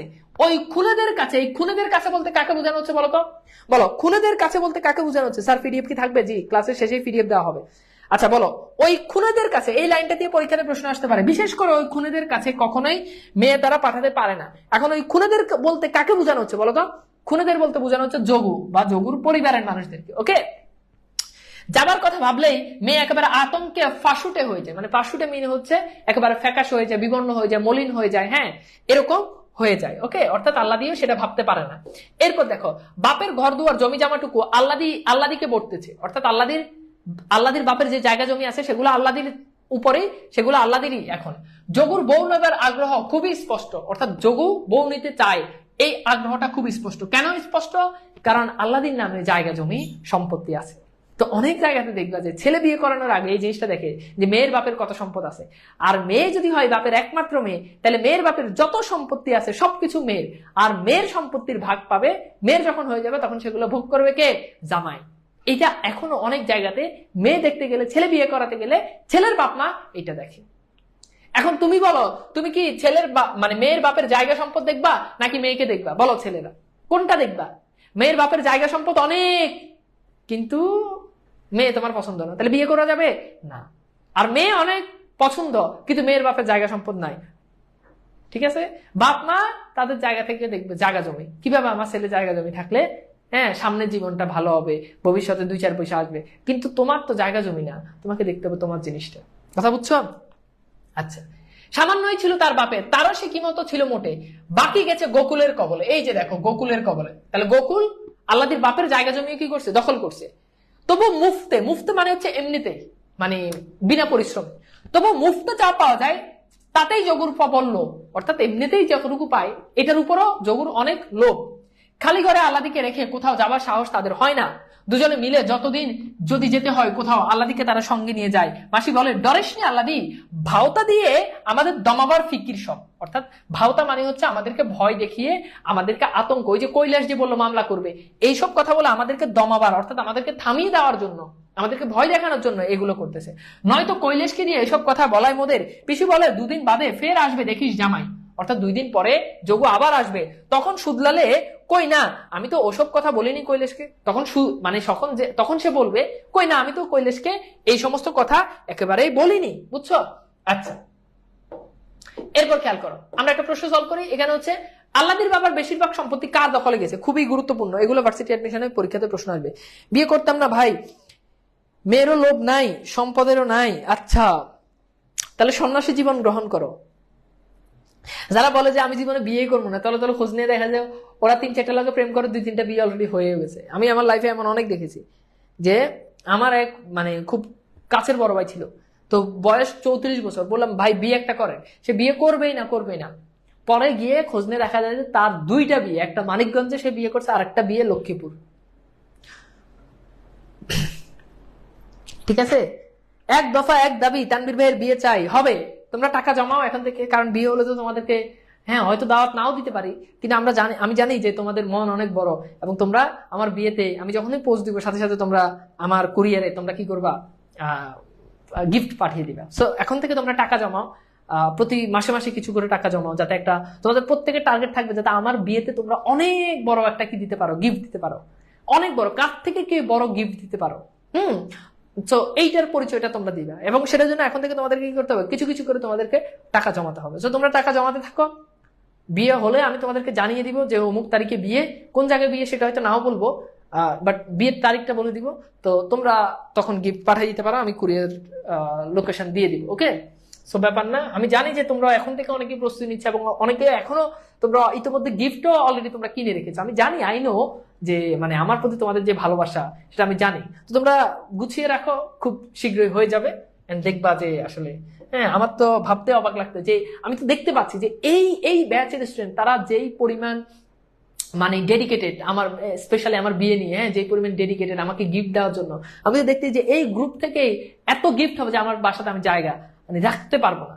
তো তোমাদেরকে আসলে কি বলবো, তোমরা জিনিয়াস মানে মাল্টি ট্যালেন্টেড স্টুডেন্ট তোমরা সবাই। তো এখানে উত্তর হচ্ছে কি বলতো, গোকুলের। এটা কিন্তু খুব ইম্পর্টেন্ট একটা প্রশ্ন, যদি অনেক সহজ, বাট এগুলো খুব ইম্পর্টেন্ট প্রশ্ন। আচ্ছা, এরপর খেয়াল করো, মাসি বলে 4 মাসে পড়লি আর কটা দিনিবা, অর্থাৎ 4 মাসের গর্ভবতী। 4 মাসে পড়লি মানে কি, অর্থাৎ আল্লাদি 4 মাসের গর্ভবতী। মা মাসির কাছেই রইতে হয় এই সময়টা। তো মেয়েরা যখন সন্তান সম্ভবা হয়, যখন গর্ভবতী হয়, তখন সাধারণত বাপের বাড়িতে চলে যায়, খালা মাদের সাথে তখন এই সময়টা থাকে। জামাই এলে বুঝিয়ে বলবো। পিসি বলে, ছেলের মুখ দেখে পাষাণ নরম হয়, জানিস আল্লাদি, অর্থাৎ যখনই ছেলে হবে, যখনই বাচ্চা কাচ্চা হয়ে যাবে, তখন কি হয়ে যাবে, পাষাণ মনও কি হয়ে যাবে, নরম হয়ে যাবে। তখন এবার পিসে একটা ঘটনা শেয়ার করতেছে। তোর পিসে ছিল যোগুর মতো, অর্থাৎ তোর যে পিসে মানে পিসির জামাই, সেও ছিল কার মতো, যোগুর মতো। খোকাটা কোলে আসতে কি হয়ে গেল সেই মানুষের, চুপি চুপি এসে এটা খাওয়ায়, উঠতে বলি তো উঠে, বসতে বলি তো বসে। দেখছো, অর্থাৎ যখন তোর পিসে সেও ছিল যোগুর মতো, কিন্তু যখনই বাচ্চা হয়ে গেল তখন সে আমাকে কি যে ভালোবাসা, আমাকে এটা এনে খাওয়ায়, আমি যদি বলি উঠতে তাহলে উঠে, আমি যদি বলি বসতে তাহলে বসে। এটা কিন্তু আসলে বাস্তবিক সত্য। যখন দেখবে যে কারো সংসারে অশান্তি, তখন দেখবে যে তোমাদের নানিরা, দাদিরা, মারা পরামর্শ দেয় যে নিয়ে ফেললে কি হয়ে যাবে, ভালো হয়ে যাবে, সংসারে শান্তি আসবে।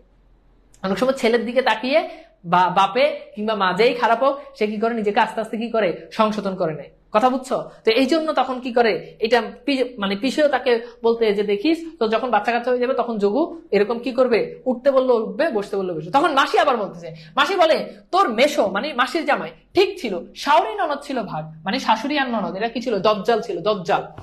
এরপর দেখো, উঠতে বসলে কি ছাঁচা খেয়েছি ভাবলেই বুক কাঁপে, অর্থাৎ উঠতে বসতে তাকে তার শাশুড়ি ননদ অনেক মেরেছে মাসিকে। কিন্তু জানিস আল্লাদি, মেয়েটা যেই কোলে এলো, শাওরি ননদ যেন মোকে মাথায় করে রাখলে বাঁচে, অর্থাৎ আমাকে এত আদর আপ্যায়ন করে, মনে হচ্ছে আমাকে মাথায় তুলে রাখবে। পিসে বলে, তুই যাবি স্বামীর ঘর করবি, ডরেসনি, ডর কিসের। বাড়ি ফিরে দ্বীপ জেলে মাসে পিসি রান্না সারতে লেগে যায়, অর্থাৎ তারা রান্না বান্না করতে শুরু করে। বাইরে দিন কাটলেও আল্লাদির পরিশ্রম কিছুই হয়নি, অর্থাৎ আল্লাদি শুয়ে বসেই দিন কেটেছে। তবুও মাসে বেশি কথায় সে একটু শোয়, শরীর নয় মনটা কেমন জানি তার করছে, মানে তার মনটা খুবই খারাপ, সেটার কথা বলতেছে। নিজেকে তার ছেঁচড়া, নোংরা, নর্দমার মতো লাগে। কাকে? আল্লাদি নিজেকে লাগে, কারণ আল্লাদিকে সবাই অন্য পুরুষরা তাকে কিনতে চায়, ভোগ করতে চায়। মাসি পিসির আড়ালে থেকে সে টের পায় কিভাবে মানুষের পর মানুষ তাকে তাকাচ্ছে, তা দিয়ে কতজন কতভাবে মাসি পিসির সঙ্গে আলাপ জমাচ্ছে তরি তরকারির মতো তাকে কেনা যায় কিনা যাচাই করার জন্য। অর্থাৎ মাসি পিসি তারা কি করতেছে, তার মেয়েকে মাসি পিসিকে মানুষ বলছে যে কিছু টাকা পয়সা দিই আল্লাদিকে আমাদের কাছে পাঠাই দাও, বুঝছো? আচ্ছা, এরপর দেখো গায়ের কতজন কত রকমের দর দিয়েছে পিসির কাছে, মাসি পিসির কাছে অলরেডি দর দিয়ে দিয়েছে যে আমি এত টাকা দিব। আরেকজন বলছে না আমি এর থেকে বেশি দিব, আরেকজন বলছে আমি এত টাকা দিব। দেখো মাসি পিসি তোমাদের তো টাকার দরকার, কিছু একটা করা যায় কিনা, বুঝতে পারতেছো কি করার কথা বলতে।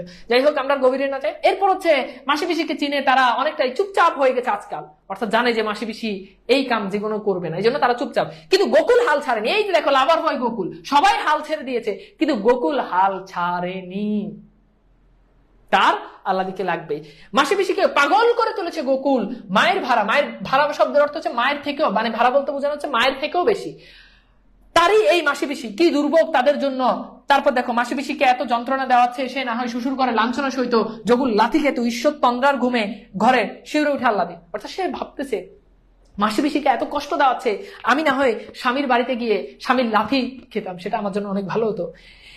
এক পাশ থেকে মাসি আর এক পাশ থেকে পিসি না হলে শুলে কি তার চলবে কোনোদিন? অর্থাৎ এক পাশে মাসি আর এক পাশে পিসি আর মাঝখানে আল্লাদি শুই, সেটার কথা বলতেছে। এরপর দেখো রান্না সেরে খাওয়ার আয়োজন করেছিল মাসি পিসি, একেবারে ভাত টাত বেড়ে আল্লাদিকে ডাকবে। ভাগাভাগি কাজ তাদের এমন সহজে হয়ে গেছে, বলা বলি দরকার হয় না তাদেরকে। অর্থাৎ একজন আরেকজনকে বলতে হয় না এটা কর ওটা কর, দুজন মিলে কাজ করে যেন একজন করছে। এবার ব্যঞ্জনে নুন দেওয়ার কথা বলতে হয় না পিসিকে, অর্থাৎ মাসি পিসিকে এখন আর বলতে হয় না যে তরকারি, ব্যঞ্জন মানে হচ্ছে রান্না, যে তরকারিতে নুন দে বা লবণ দে, এটাও বলতে হয় না, অটোমেটিক সবাই কাজ করে ফেলে।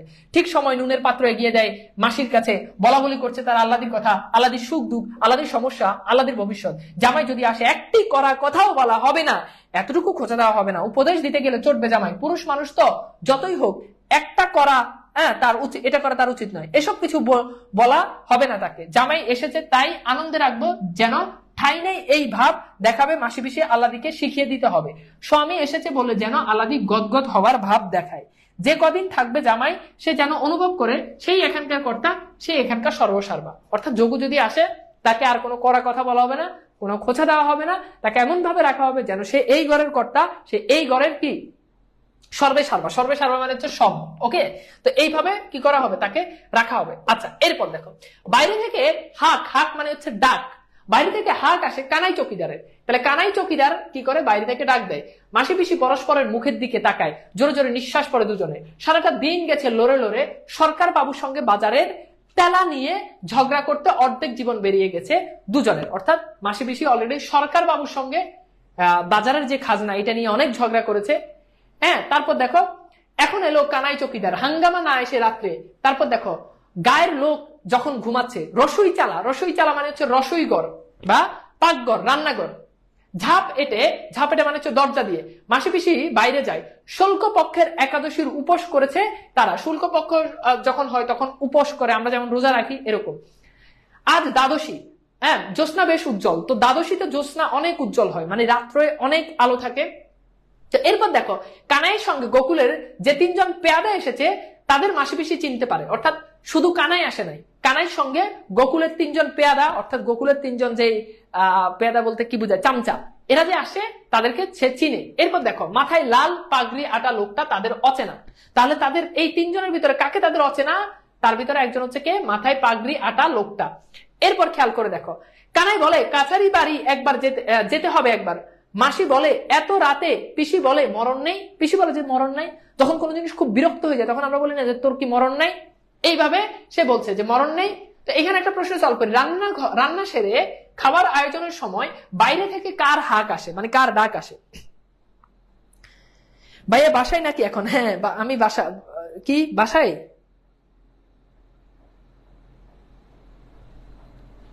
ঠিক আছে, আচ্ছা, কথা বুঝছো? আমি বাসাতেই আছি। আমি মানে আমার কালকে ফরিদপুরে ক্লাস আছে, যারা ফরিদপুরে আসো তারা আসতে পারো, ফ্রি ক্লাস। তো আমি আজকে রাতেই ফরিদপুর চলে যেতাম, বাট কালকে সকালে যাবো তোমাদের ক্লাসের জন্য, আমি আসলে যাই নাই। তো এই প্রশ্নটা পারবা উত্তর হচ্ছে কি, কানাই চকিদার। ওকে, এরপর দেখো কানাই বলে দারোগা বাবু এসে বসে আছেন বাবুর সঙ্গে। তাহলে দারোগা বাবু বসে আছেন বাবুর সঙ্গে। বাবু বলতে কাকে বোঝানো হচ্ছে? গোকুলকে। সেটা পরীক্ষাতে প্রশ্ন আসবে যে গোকুলকে কি নামে সম্বোধন করেছে কানাই চৌকিদার? উত্তর হচ্ছে বাবু। যেতে একবার হবে গো দিদি ঠাকুরুনরা। তাহলে দিদি ঠাকুরুনরা বলতে বোঝানো হচ্ছে মাসি পিসিকে। তাহলে কানাই চৌকিদার মাসি পিসিকে কি বলে সম্বোধন করেছে? খাতা একটু লিখো, এটা ঢাকা ইউনিভার্সিটির প্রশ্ন আসছে। দিদি ঠাকুরুনরা মানে দিদি ঠাকুরুনরা এটা তাদেরকে সম্বোধন করেছে। বেঁধে নিয়ে যাওয়ার হুকুম আছে। মাসি পিসি মুখে মুখে তাকায়। পথের পাশে ধারে কাঁঠাল গাছের ছায়ায় তিন চারজন ঘুপটি মেরে আছে, স্পষ্টতই দেখতে পেয়েছে মাসি পিসি। অর্থাৎ কাঁঠাল গাছের নিচে 3-4 জন বসে আছে। আর কানাই তাদেরকে বলছে যে যদি তোমরা না যাও তাহলে বেঁধে নিয়ে যাব। ওরা গায়ের গুন্ডা, সাধু, বৈদ্য, ওসমান, তাদের সন্দেহ নেই। তারপরে বৈদের ফেটি বাঁধা মানে কাপড়ের পাটি বাঁধা, বাবরে চুলওয়ালা, মাথায় পাতার ফাঁকে জ্যোৎস্না পড়ছে, অর্থাৎ জ্যোৎস্নার আলো পড়তেছে। তারা যাবে কাছারিতে কানাই আর পেয়াদা কনস্টেবলের সঙ্গে। ওরা এসে আল্লাদিকে নিয়ে যাবে। অর্থাৎ মাসি পিসি কাছারি বাড়িতে যাবে, আর ওই যে গোকুলের যে পেয়াদা যারা আছে এরা কি করবে? আল্লাদিকে তুলে নিয়ে যাবে। মাসি বলে মোদের একজন গেলে হবে না কানাই। পিসি বলে আমি যাই চলো। কর্তা ডেকেছে দুজনকে। মাসি পিসি দুজনে আবার তাকায় মুখে মুখে। অর্থাৎ একজন গেলে হবে না, তোমাদেরকে দুজন যেতে হবে। মাসি বলে কাপড়টা ছেড়ে আসি কানাই, অর্থাৎ কাপড়টা ছেড়ে আসি বা কাপড়টা চেঞ্জ করে আসি। তো এইখানে একটা জিনিস খেয়াল করো, ডোবার ধারে কাঁঠাল গাছের ছায়ায় কতজন ঘুপটি মেরে বসে আছে। খুবই ইম্পর্টেন্ট প্রশ্ন। ঢাবি জয় করেই ছাড়বো। ঢাবি জয় করার জন্য দুইটা জিনিস ইম্পর্টেন্ট, এন্ড এই দুইটা জিনিস ছাড়া তুমি কখনোই ঢাবি জয় করতে পারবে না। একটা হচ্ছে ধৈর্য, আরেকটা হচ্ছে পরিশ্রম। তুমি অনেক বেশি পরিশ্রম করো বাট তুমি ধৈর্য নাই। কয়দিন পরিশ্রম করছো অনেক বেশি বাট ধৈর্য তুমি ধরলা না, তোমার কখনোই তুমি ঢাবি জয় করতে পারবে না। শুধু ঢাবি না, পৃথিবীর কোনো সফলতাই তুমি জয় করতে পারবে না। অনেক বেশি ধৈর্য আছো কিন্তু পরিশ্রমও করো না, তাও লাভ নাই। তাহলে ধৈর্য প্লাস পরিশ্রম, এই দুটোর কম্বিনেশন থাকলেই পৃথিবীর যে কোনো জিনিস জয় করা যায়। ঠিক আছে? তাহলে উত্তর হচ্ছে 3-4 জন। উত্তর 3-4 জন, খুবই ইম্পর্টেন্ট এটা। 3-4 জন কাঁঠাল গাছের নিচে ঘুপটি মেরে বসে আছে। কোন গাছের কথা উল্লেখ আছে? কাঁঠাল গাছ। কোন গাছের কথা উল্লেখ আছে? কাঁঠাল গাছ। পিসি বলে হাত ধুয়ে আসি, 1 দণ্ড লাগবে। তাড়াতাড়ি ফিরে আসে তারা। মাসি আসে বটি হাতে করে। এবার মাসি একটা বটি হাতে করে নিয়ে আসে। পিসি হাতে দেখা যায় রামদার মতো মস্ত বড় একটা কাটারি, আর পিসি নিয়ে আসে কি? কাটারি। এবং সেই কাটারি কিসের মতো? রামদার মতো, অনেক বড়। মাসি বলে কানাই কর্তাকে বলো মেয়ে লোকের এত রাতে কাছারি বাড়িতে যেতে লজ্জা করে, কাল সকালে যাব। অর্থাৎ মেয়ে লোক এত রাতে কাছারি বাড়িতে যাবে এটা তাদের লজ্জা করে, বলো আমরা কাল সকালে যাব। এরপর খেয়াল করে দেখো, খুব গুরুত্বপূর্ণ। এরপর মাসি বলে এত রাতে মেয়ে লোকের কাছারি বাড়িতে ডাকতে লজ্জা করে না কানাই? অর্থাৎ এত রাতে মেয়ে লোককে কাছারি বাড়িতে ডাকছে, এটা কি লজ্জা করে না? এরপর দেখো কানাই ফুঁসে উঠে, না যদি যাও ঠাকুরুনরা ভালোই ভালোই ধরে টেনে হেঁচড়ে নিয়ে যাওয়ার হুকুম আছে কিন্তু বলে রাখলাম। এরপর খেয়াল করো, মাসি বটিটা বাড়িয়ে দেয়, দাঁত কামড়ে বলে, একদম এইভাবে দাঁত কামড়ে বলে কি? বটে ধরে টেনে হেঁচড়ে নিয়ে যাবে, এসো। কে এগিয়ে আসবে? এসো। বটির এক কোপে গলা ফাঁক করে দিব, অর্থাৎ গলা শরীর থেকে সরাই ফেলবো। তো এইখানে একটা প্রশ্ন, সেটা হচ্ছে পিসি ঘর থেকে কি নিয়ে আসে? এখানে মনে রাখবা যে মাসি ঘর থেকে কি নিয়ে আসে আর পিসি ঘর থেকে কি নিয়ে আসে, বলো। দুইটা প্রশ্নের একসাথে উত্তর দাও। কাছারি বাড়ি কি? কাছারি বাড়ি হচ্ছে তখনকার সময় যেই একটা ঘর থাকতো, সেই ঘরে সালিশ দরবার করা হতো। সালিশ দরবার হলো ওই ঘরে হতো আর কি। ঠিক আছে? এখনকার যেমন আদালতে কি হয়, মামলা হলে সেখানে জজ উকিলরা মিলে সমাধান করে, তো তখন এরকম ছিল সালিশ, গ্রাম্য সালিশ বসলে সেটা কাছারি ঘরে বসতো। হ্যাঁ, আচ্ছা এখন খেয়াল করো, এখানে একটা গুরুত্বপূর্ণ প্রশ্ন, একটা হচ্ছে রামদা আর একটা হচ্ছে মস্ত বড় কাটারি। হ্যাঁ, মাসির প্রসঙ্গে পিসির প্রসঙ্গে দুইটাই বলা আছে, বাট বলছে কাটারি নিয়ে আসে, ওই কাটারিটা রামদার মতো, ওই কাটারিটা রামদার মতো। সো ব্যাপারটা বুঝতে পারছো? উত্তর কিন্তু আর মাসি নিয়ে আসে ভুটি। ওকে, আচ্ছা ফাইন। এরপর খেয়াল করো, এর বলছে পিসি বলে আইনা বজ্জাত হারামজাদা এগিয়ে আইনা, কাটারির কোপে গলা কাটি 2-1টার, অর্থাৎ তোদের 2-1টার গলা কেটে দিই। তারপর দেখো 2 পা এগোয় তারা দ্বিধা ভরে, অর্থাৎ একটু আগায় কিন্তু খুব চিন্তা তাদের ভিতরে। মাসি পিসির মধ্যে ভয়ের লেশটুকু না দেখে সত্যি খানিকটা ভেবাচাকা খেয়ে গিয়েছে, অর্থাৎ তারা খুব ভেবাচাকা খেয়ে গিয়েছে। মাসি পিসি ভয় পাচ্ছে না, মারাত্মক ভঙ্গিতে ভটি আর উঁচু, আর দা উঁচু। মাসি বলে শোন কানাই, এ কিন্তু এরকি নয় মোটে, মানে এরকি মানে হচ্ছে কি মজা, এটা কিন্তু মজা নয়। তোমাদের সাথে মোরা মেয়ে নোক পারবো না জানি, কিন্তু 2-1টা মারবো, জখম করবো ঠিকই। অর্থাৎ তোমাদের সাথে পারবো না এটা জানি, কিন্তু 2-1টারে মারতে পারবো, জখম করবো। পিসি বলে মোরা নয় মরবো। তারপর বিনা পরামর্শে মাসি পিসি হঠাৎ গলা ছেড়ে দেয়। গলা ছেড়ে দেয় মানে হচ্ছে খুব জোরে ডাকাডাকি শুরু করে। গলা ছেড়ে দেয় মানে কি বলতো, ডাকাডাকি। ওকে, ডাকাডাকি করে। প্রথমে শুরু করে মাসি, তারপর যোগ দেয় পিসি, আশেপাশে যত বাসিন্দা আছে সকলকে নাম ধরে গলা ফাটিয়ে তারা হাঁক দেয়, মানে সবাইকে নাম ধরে গলা ফাটিয়ে তারা ডাক দেয়। এবং কাকে কাকে ডাক দেয় দেখো, ও বাবা ঠাকুর, ও ঘোষ মশাই, ও জনার্দন, ও গো কানুর মা, বিপণী, বংশী। এই সিরিয়ালটা মনে রাখবা, পরীক্ষাতে আসবে কিন্তু সিরিয়াল এলোমেলো করে দিবে। ও গো, দেখো, ও ঘোষ মশাই, এরপর 2 নাম্বার দিবে ও গো কানুর মা, 3 নাম্বার দিবে বংশী, 4 নাম্বার দিবে ও জনার্দন, 5 নাম্বার দিবে বিপণী। তো এরকম সিরিয়াল এলোমেলো করে দিয়ে তোমাকে বলবে যে সিরিয়ালটা ঠিক করো। তো মনে রাখবা, ও ঘোষ মশাই, ও জনার্দন, ও গো কানুর মা, বিপণী, বংশী। প্রথম 2টা ও দিয়ে শুরু, ও ঘোষ মশাই, ও জনার্দন। 3 নাম্বারটা ও গো দিয়ে শুরু, ও গো কানুর মা।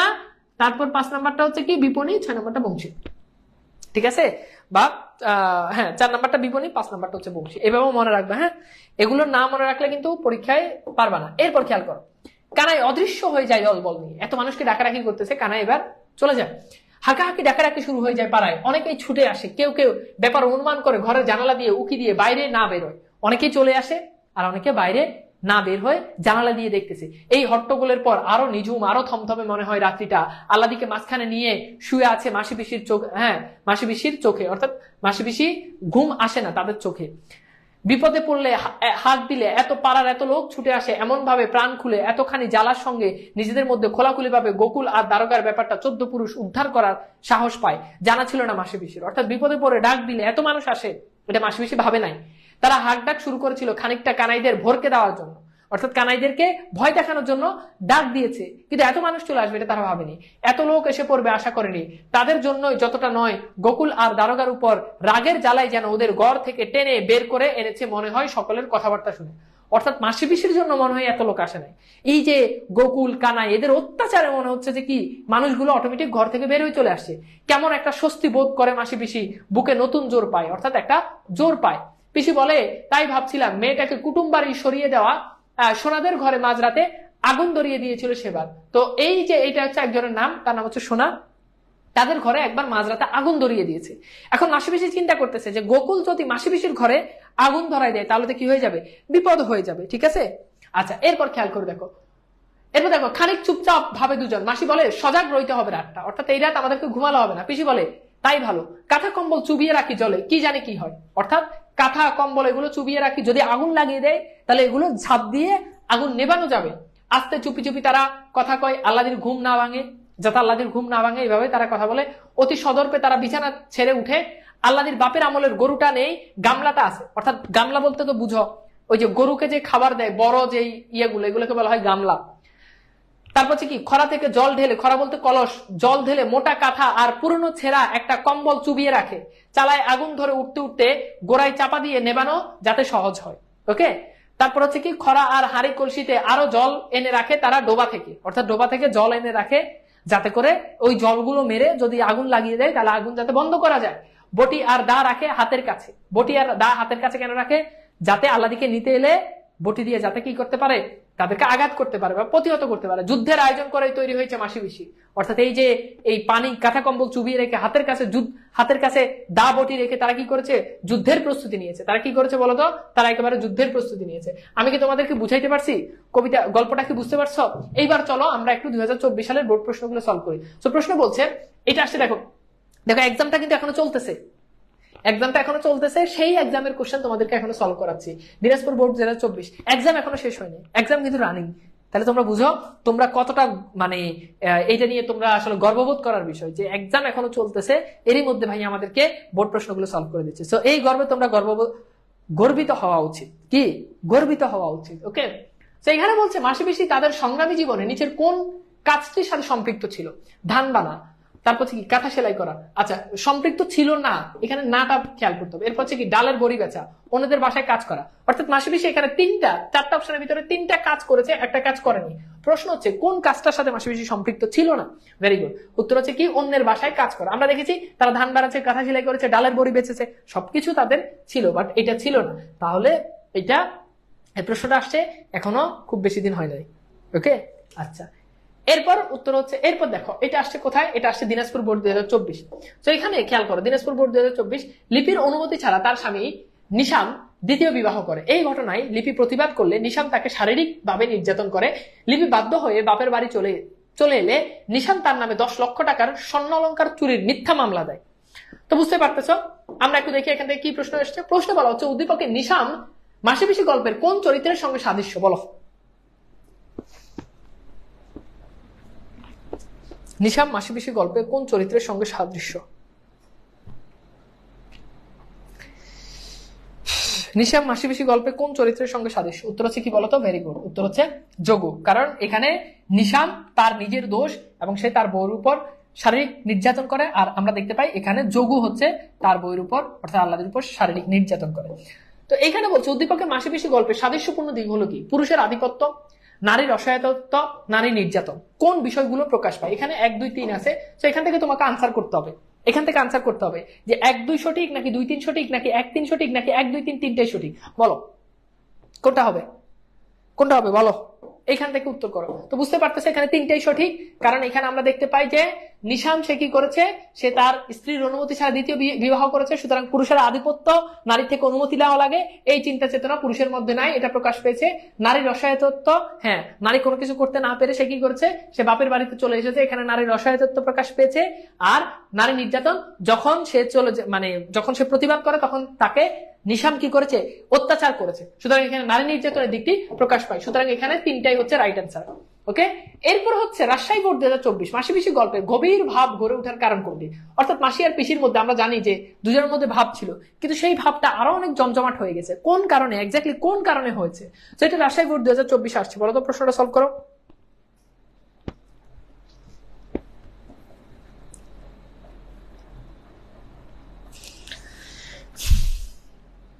আচ্ছা, ভেরি গুড। সেটা হচ্ছে যে আল্লাহর দায়িত্ব তাদের কাঁধে পড়ায়। হ্যাঁ, এটা আমরা ক্লাসে সলভ করছি। আচ্ছা ফাইন। এরপর হচ্ছে মাদ্রাসা বোর্ড 2024 আসছে। এখানে বলছে এটা কি মাদ্রাসা বোর্ড না, এটা ময়মনসিংহ বোর্ড, তাই না? আচ্ছা, এরপর দেখো আমরা একটু দেখি। তো এখানে বলছে মাসিপিসি গল্পে প্রথম কোন পত্রিকা প্রকাশিত হয়? এটা আমরা ক্লাসে প্রথমেই সলভ করছি, তাহলে বলো তো এটা কি হবে? এটা কি হবে? উত্তর হচ্ছে পূর্বাশা। হ্যাঁ, আচ্ছা ভেরি গুড। আচ্ছা, এইবার দেখো মাসিপিসি গল্পে প্রকাশ পেয়েছে, মানে কোন দিকটা মাসিপিসি গল্পে প্রকাশ পেয়েছে? তো নারীর লাঞ্ছনার চিত্র, তৎকালীন সমাজ ব্যবস্থার বাস্তব্য, প্রান্তিক জীবনের অসহায়ত্ব। তাহলে বলো তো এটা কি হবে? তো এখন দেখো এখানে উত্তর কি হবে বলো, উত্তর কোনটা হবে? 1 2 1 2 3 নাকি 1 3 নাকি 2 3, মানে কোনটা হবে দেখো। এখন এটার উত্তর বুঝতে পারতে যে তিনটাই হবে। হ্যাঁ, আচ্ছা এরপর দেখো আমরা একটু দেখি মাসিপিসি গল্পের প্রথম প্রকাশিত হয় কোন পত্রিকায়? রাজশাহী বোর্ড 2024, এটা আমরা সলভ করছি, পূর্বাশা। এইটা আসছে চট্টগ্রাম বোর্ড 2024। এখানে বলছে জীর্ণ বস্ত্রে ক্ষুধার্ত ছোট্ট মেয়েটিকে দেখে পেয়ারা বেগমের নিজের মৃত নাতনির কথা মনে পড়ে গেল। তো বুঝতে পারতেছো পেয়ারা বেগম, এখন বলো তো এই পেয়ারা বেগম মাসিপিসি গল্পে কার প্রতিনিধিত্ব করছে বলো? পেয়ারা বেগম মাসিপিসি গল্পে কার প্রতিনিধিত্ব করছে? মানে আমরা প্রশ্ন না দেখে আমরা একটু সলভ করার জন্য ট্রাই করি। তো প্রশ্ন হচ্ছে নিচের উদ্দীপকটি পড়ো এবং এখান থেকে এই উদ্দীপক থেকে 2টা প্রশ্ন। প্রান্তিক জীবন বলতে বোঝায় একেবারে নিম্ন শ্রেণীর মানুষ কিংবা অভাব অনটনে যাদের দিন যাচ্ছে, বা অধিকার বঞ্চিত মানুষ। ভেরি গুড, তাহলে তোমরা বুঝতে পেরেছো উত্তর হচ্ছে কি রহমান। উদ্দীপকে পেয়ারা বেগমের সঙ্গে মাসিপিসি গল্পের কোন চরিত্রের মিল রয়েছে? এরপর দেখো মাসিপিসি গল্পের আলোকে উদ্দীপকে প্রকাশিত ভাবকে বলা যায় কি? উত্তর হচ্ছে বাৎসল্য, ভালোবাসা, শোক। তো এখন দেখো কোনটা রাইট অ্যান্সার হবে, কোনটা রাইট অ্যান্সার হবে বলো।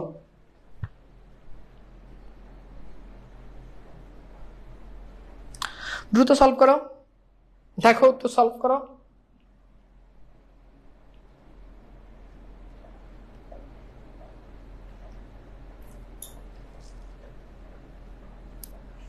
ওকে, তাহলে এখন উত্তর হচ্ছে 1 2 3। এখন আসলে একটু সলভ করো। হ্যাঁ, প্রথমত দেখো শোক, আমরা দেখি যে পেয়ারা বেগমের একটা শোক এখানে প্রকাশ পেয়েছে।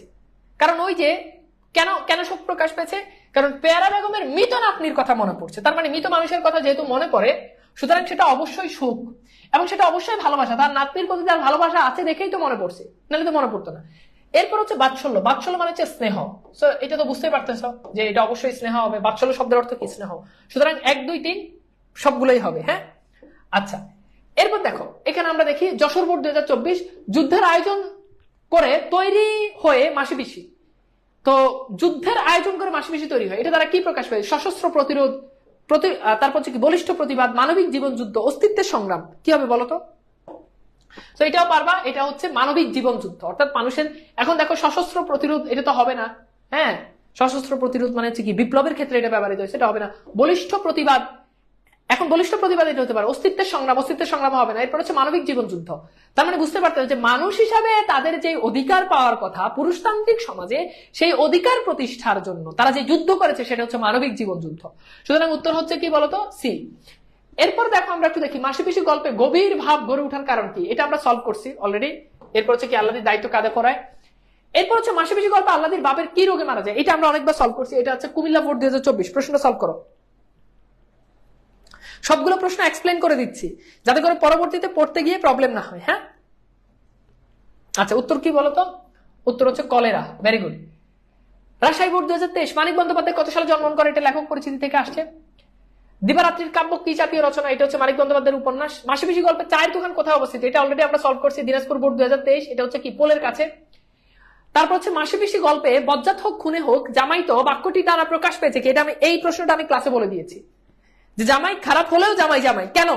এটা কেন? এটা কি কুসংস্কার? এটা কি প্রথম অনুগত্য? এটা কি জামাই প্রীতি? এটা কি জামাই ভীতি? তো এখন খেয়াল করো, আমরা একটু দেখি। প্রথমত হচ্ছে কুসংস্কার তো হবেই না। আচ্ছা, জামাই ভীতি মানে হচ্ছে কি জামাইকে ভয় পাওয়ার কারণে করে, এরকমটা না। জামাই প্রীতি মানে কি? মানে জামাইয়ের আদর যত্ন, মানে এটা জামাই পাওয়ার যোগ্য এই জন্য না। ব্যাপারটা হচ্ছে প্রথা অনুগত্য, প্রথাকে অনুসরণ করে। ওকে, সেটা আমি ক্লাসে বলেই দিয়েছি। উত্তর হচ্ছে খ। তো এইবার চলো আমরা একটু ভাইয়ারা চলে যাই, আমরা একটু প্রশ্ন সলভে চলে যাই, সৃজনশীল প্রশ্ন সলভ করি এন্ড দেখি যে আমাদের কি টাইপের সৃজনশীল আসতে পারে। আমরা একটা নমুনা সৃজনশীল দেখি। তো খেয়াল করো, এখানে বলা হচ্ছে যে তোমাদেরকে একটু বলে রাখি, এই যে ক্লাসটা হচ্ছে, এই ক্লাসটা মানে এই যে ক্লাসটা হচ্ছে, এই ক্লাসটা নিয়ে আমি ক্লাসের শেষে একটা পোস্ট দিব যে আজকের ক্লাসটা কেমন হয়েছে, তখন তোমরা সেই পোস্টে জানাই যে আসলে ক্লাসটা কেমন হয়েছে। ওকে, আমাদের হচ্ছে পাবলিক গ্রুপে, মানে বন্দি পাঠশালার যে বড় যে গ্রুপ আছে সেখানে আমি পোস্ট দিব যে ক্লাস কেমন হয়েছে, তো তোমরা সেখানে জানাইও, আমি লিঙ্কটা শেয়ার করে দিব। ফাইন।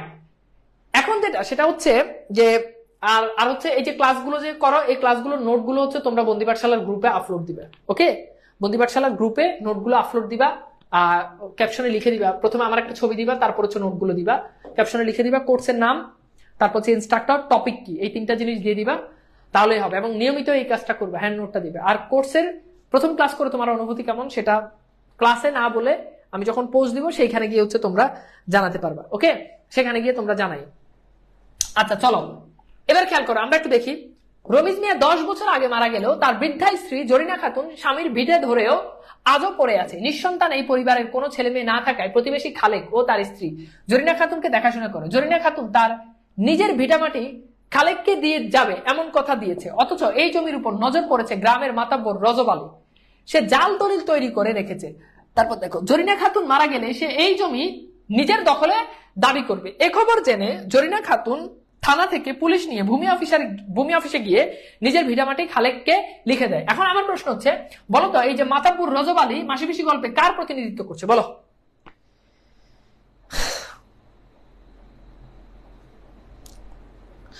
আমি তো নোট করি নাই, নোট যে তোমাকে ক্লাসে করতে হবে এরকম না, তুমি ক্লাসের পরে নোট করো।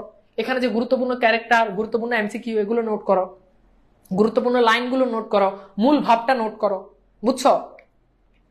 আচ্ছা, তাহলে উত্তর কি? উত্তর হচ্ছে মাতাব্বর রজব আলী কি করেছে বলতো? মাতাব্বর রজব আলী এখানে গোকুলের প্রতিনিধিত্ব করছে, কারণ আমরা দেখেছি ওখানে গোকুল তার বাপের সম্পত্তি ভোগ করেছে। মাসিপিসি গল্প কোন পত্রিকা প্রকাশিত হয়? পূর্বাশা।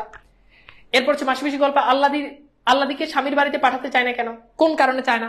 কারণ আল্লাদির উপর স্বামীর বাড়ির মানুষজন অমানবিক অমানসিক নির্যাতন করে, তাকে খুঁটির সঙ্গে বেঁধে রাখে, তাকে না খাইয়ে রাখে। এই অত্যাচারের বিষয়টা এখানে, অর্থাৎ এইখানে তোমরা আল্লাদির প্রতি তার স্বামীর বাড়ির মানুষজন যে অত্যাচার করতো সেটা এখানে ফুটে উঠেছে।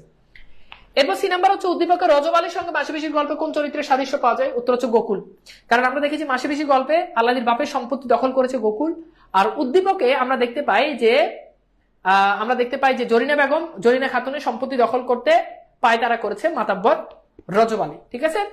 ডি নাম্বার হচ্ছে উদ্দীপকে জরিনা খাতুন মাসিপিসি গল্পের প্রতিমূর্তি মন্তব্যের যথার্থতা যাচাই করো। হ্যাঁ, আমরা দেখেছি মাসিপিসি গল্পে এক প্রতিবাদী চরিত্র হচ্ছে মাসিপিসি, যারা যে কোনো জায়গায় কি করেছে? প্রতিবাদ করেছে। যখন গোকুল যখন এসেছে তখন তারা সেখানে যায়নি, বরং তারা সেখানে দা বটি তারা রামদা নিয়ে কি করেছে, প্রতিবাদ করেছে। আর এখানে আমরা দেখতে পাই যে জরিনা খাতুন তিনি এই মাতাব্বর রজব আলীর ভয় তিনি ক্ষান্ত হয়ে যাননি, তিনি প্রতিবাদ করেছেন এবং তার প্রতিবাদের ধরনটা হচ্ছে তিনি পুলিশ নিয়ে এসেছেন, তিনি ভূমি অফিসে গিয়েছেন এবং তিনি তার জায়গাটা তিনি খালেকের নামে লিখে দিয়েছেন। সুতরাং দুই জায়গাতে প্রতিবাদের সাদৃশ্যতা স্পষ্ট। ঠিক আছে, ওকে। তো এইবার আশা করি তোমরা বুঝতে পেরেছ। তো প্রথম ক্লাস করেছ, আমরা তোমাদের সবাইকে আমি আমার পক্ষ থেকে আন্তরিক শুভেচ্ছা যে প্রথম ক্লাসে ছিলা। আমি চেষ্টা করেছি যে তোমাদেরকে ক্লাসে প্রত্যেকটা লাইন বাই লাইন বুঝে দিতে এবং কনসেপ্টের ভিতর থেকে কি কি প্রশ্ন আসে আমরা সেগুলো সলভ করেছি। এন্ড হচ্ছে বিগত সালে আমরা রিসেন্ট বোর্ডের প্রশ্নগুলো আমরা সলভ করেছি। এন্ড এরপর আমরা সৃজনশীলটার টাইপটা তোমাদেরকে বুঝিয়ে দিয়েছি যে কিভাবে কোন প্রশ্নের বিষয়টা কি লিখবে। হোপফুলি তোমাদের কাছে ক্লাসটা ভালো লেগেছে। এন্ড ক্লাসটা কেমন লেগেছে সেটা অবশ্যই তোমরা জানাবা। আমি আমাদের গ্রুপে একটা পোস্ট দিব এন্ড সেই পোস্ট দিলে তোমরা অবশ্যই সেখানে জানিয়ে দিবা যে আজকে প্রথম ক্লাস করে তোমাদের আসলে অনুভূতিটা কেমন।